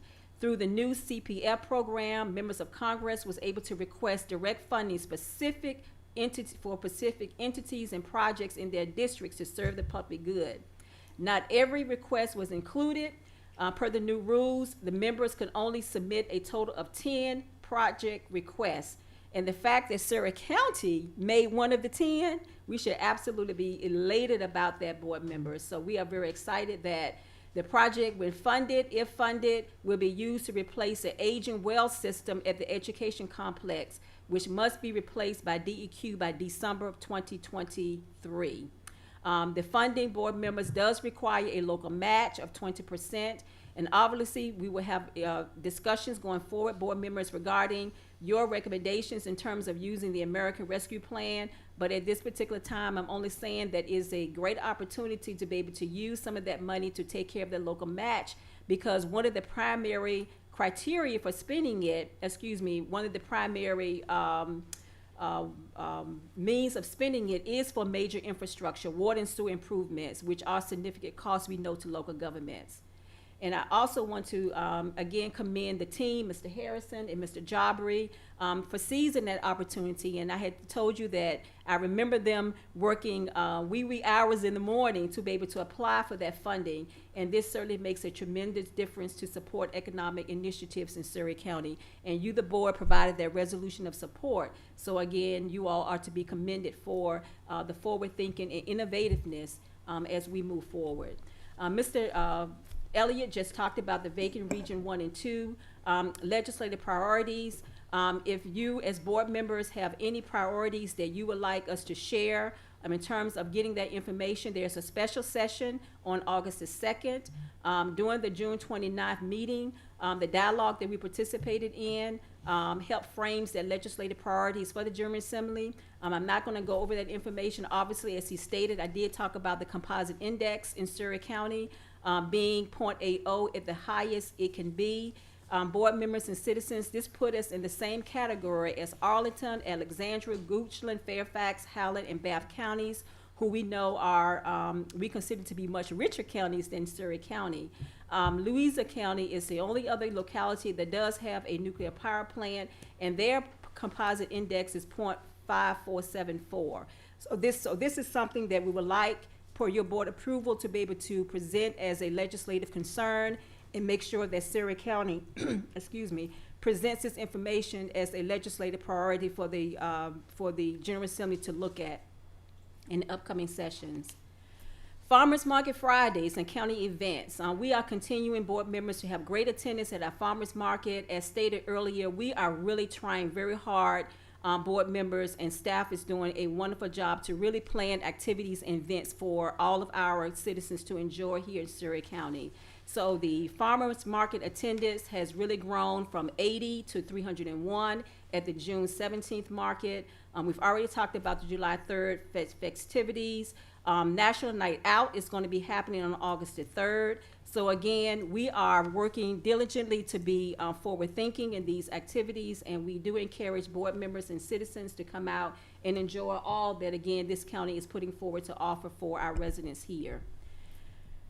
Board members, local government, as I stated, is very complex. One of the things that I make sure that I try to do is stay abreast of the training that's needed to run the government in terms of the county administrator's role. I did attend the ICMA conference a couple of weeks ago, and I have here the topics that we talked about. And I think it's very relevant, especially as you talk about the discussion that we have on tonight. Unpacking your bag after the pandemic, this was one of the topics we talked about, the art of moving forward. And this is an inspirational session that challenged us as administrators to think creatively about ways to keep motivated in difficult times. So I do want to share that with you. Ethical, character-driven leadership was another session I attended, in addition to resiliency and council board management. See what we have here. The other thing also that I want to mention, and I'm going to have Mr. Harrison to come up and assist in the report of this. But again, if you all recall, board members, you submitted 2 resolutions to McKeachin's office in terms of application for federal funding. And on today, which is July 1st, we was able to receive an additional correspondence from McEachin's office in terms of additional funds that have been put into the infrastructure bill, America Invest Act, and Surrey County is again once announced in receiving some of those funding. So, Mr. Harrison. Yes, ma'am. Mr. Chair, members of the board, we were fortunate to, as Ms. Rollins stated, not to receive approval from the House Appropriations Committee for not just one of our projects, but both projects that were submitted were passed or approved by the House Committee. So that's amazing. I don't know what else to say about that, and we're honored. And so we're waiting on the Senate to vote and see what will happen, and we'll. But hopefully that will be roughly $6.3 million for our Route 31 road widening project. And so we will have to, if we receive those funds, we will have to coordinate with VDOT. But that was a project. One of the stipulations was that it had to be on the state STIP. And so that project had already been approved as a smart scale application through VDOT, and Congress or the House found it a viable project, and now we're just waiting on approval or vote from Senate, and we will receive the $6.3 million as well as the $3.2 million for the water system upgrades for the school complex. Thank you. That is on 6.3 million. I think it's 6.3. Don't quote me. $6,379,000 to be okay, exact. Thank you. All right, I keep it up here. All right, thank you. Thank Yes, you. Do you yes, have absolutely. any other questions for me? Now, that is Okay.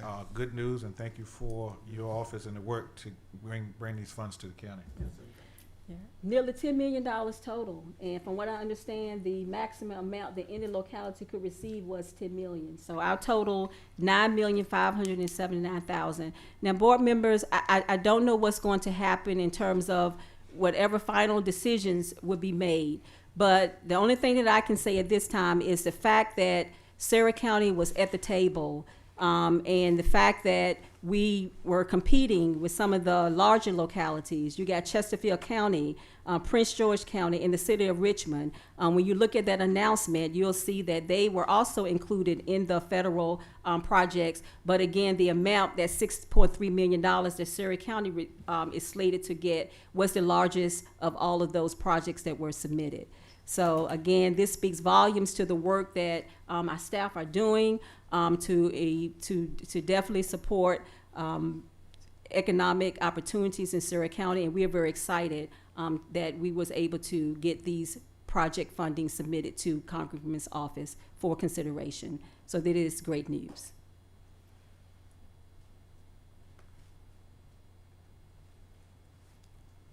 That's it, sir. Thank you, Ms. Rollins, for your report.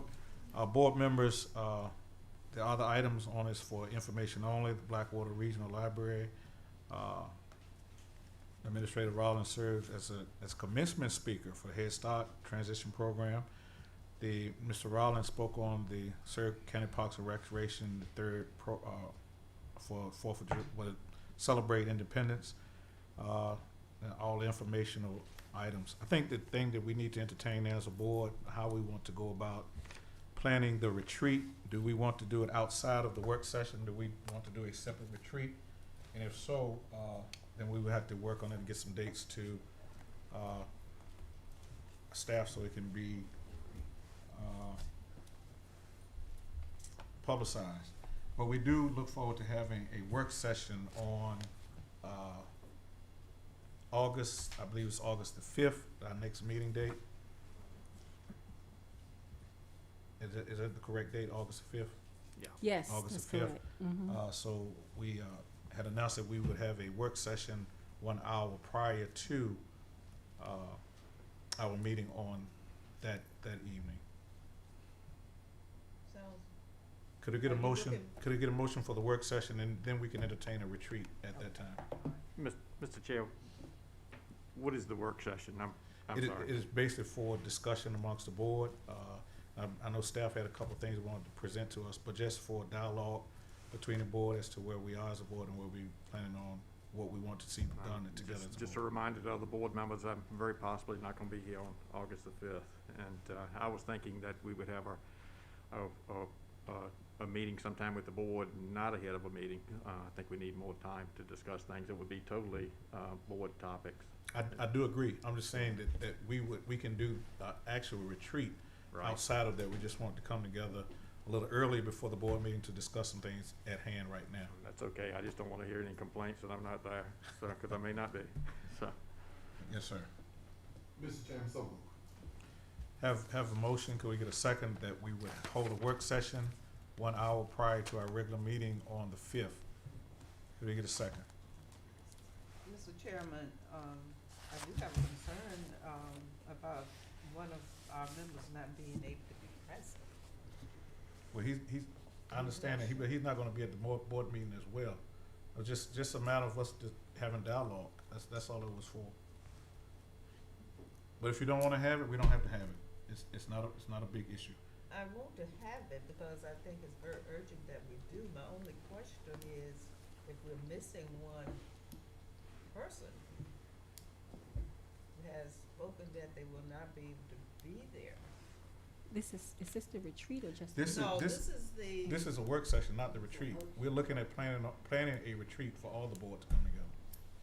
right, but, so Mr. Drury, could you give us, write us some, I would not, I'm sure he wants to be a part of that. I don't know, I'm trying to. I would, Ms. Little, thank you, and I would love to be a part of it. Again, if y'all don't want me there, that's great. But I would love to be there, and probably will not be able to be there August the 5th. So, and I thank you. I have written comments before, and that doesn't work. So, thanks. So I'm just trying to get some understanding. It is the pleasure of the board not to hold the work session and just have the regular meeting on the 1st, On the 5th. on the 5th. That would be my suggestion. I think if we're missing a member, that we won't be able to fully, plan for the retreat without that other input. But I'm just one person. So what is the board's pleasure? When do you want to have a retreat, and if so, when? Mr. Chair, I think with Mr. Drury's announcement that he's not gonna be, there's a good possibility he's not gonna be there. We need to, we need to, just understand that I think he needs to be there. Let's just put it that way. I like to see all the board members there, whether it's a retreat, whether it's just an hour, session before the meeting, to go over things. We're all a big part of this county, and if we want to move forward, we all need to be in the meeting, listening and making comments and suggestions to move forward. I'm not denying that at all. I understand. I'm asking the board now, what is your pleasure as far as a retreat? If we My have a date pleasure that is we're not gonna to set up for a have the, retreat. oh, the retreat? You say we're not gonna do the work session, so we entertaining the retreat. That was brought up by Mr. Sorry. Drury, that we wanted to have a retreat. Do we have a date in mind? Mr. Chair, if we could, if staff could give us some dates and send it by email and see when the board availability. That would be fine with me, if staff, because they have to, work this, retreat and find out where we can have it or how we want to do it and so forth and so on. Thank you. If there's no other business that entertains the board at this time, we will entertain a motion for adjournment until our August the 5th meeting, 2021. So moved. Yes. Second. Meeting is adjourned. See you August the 5th. I have after adjournment, shout out to my mom in the back. Hello, mother. Are we doing- Hello, Mom.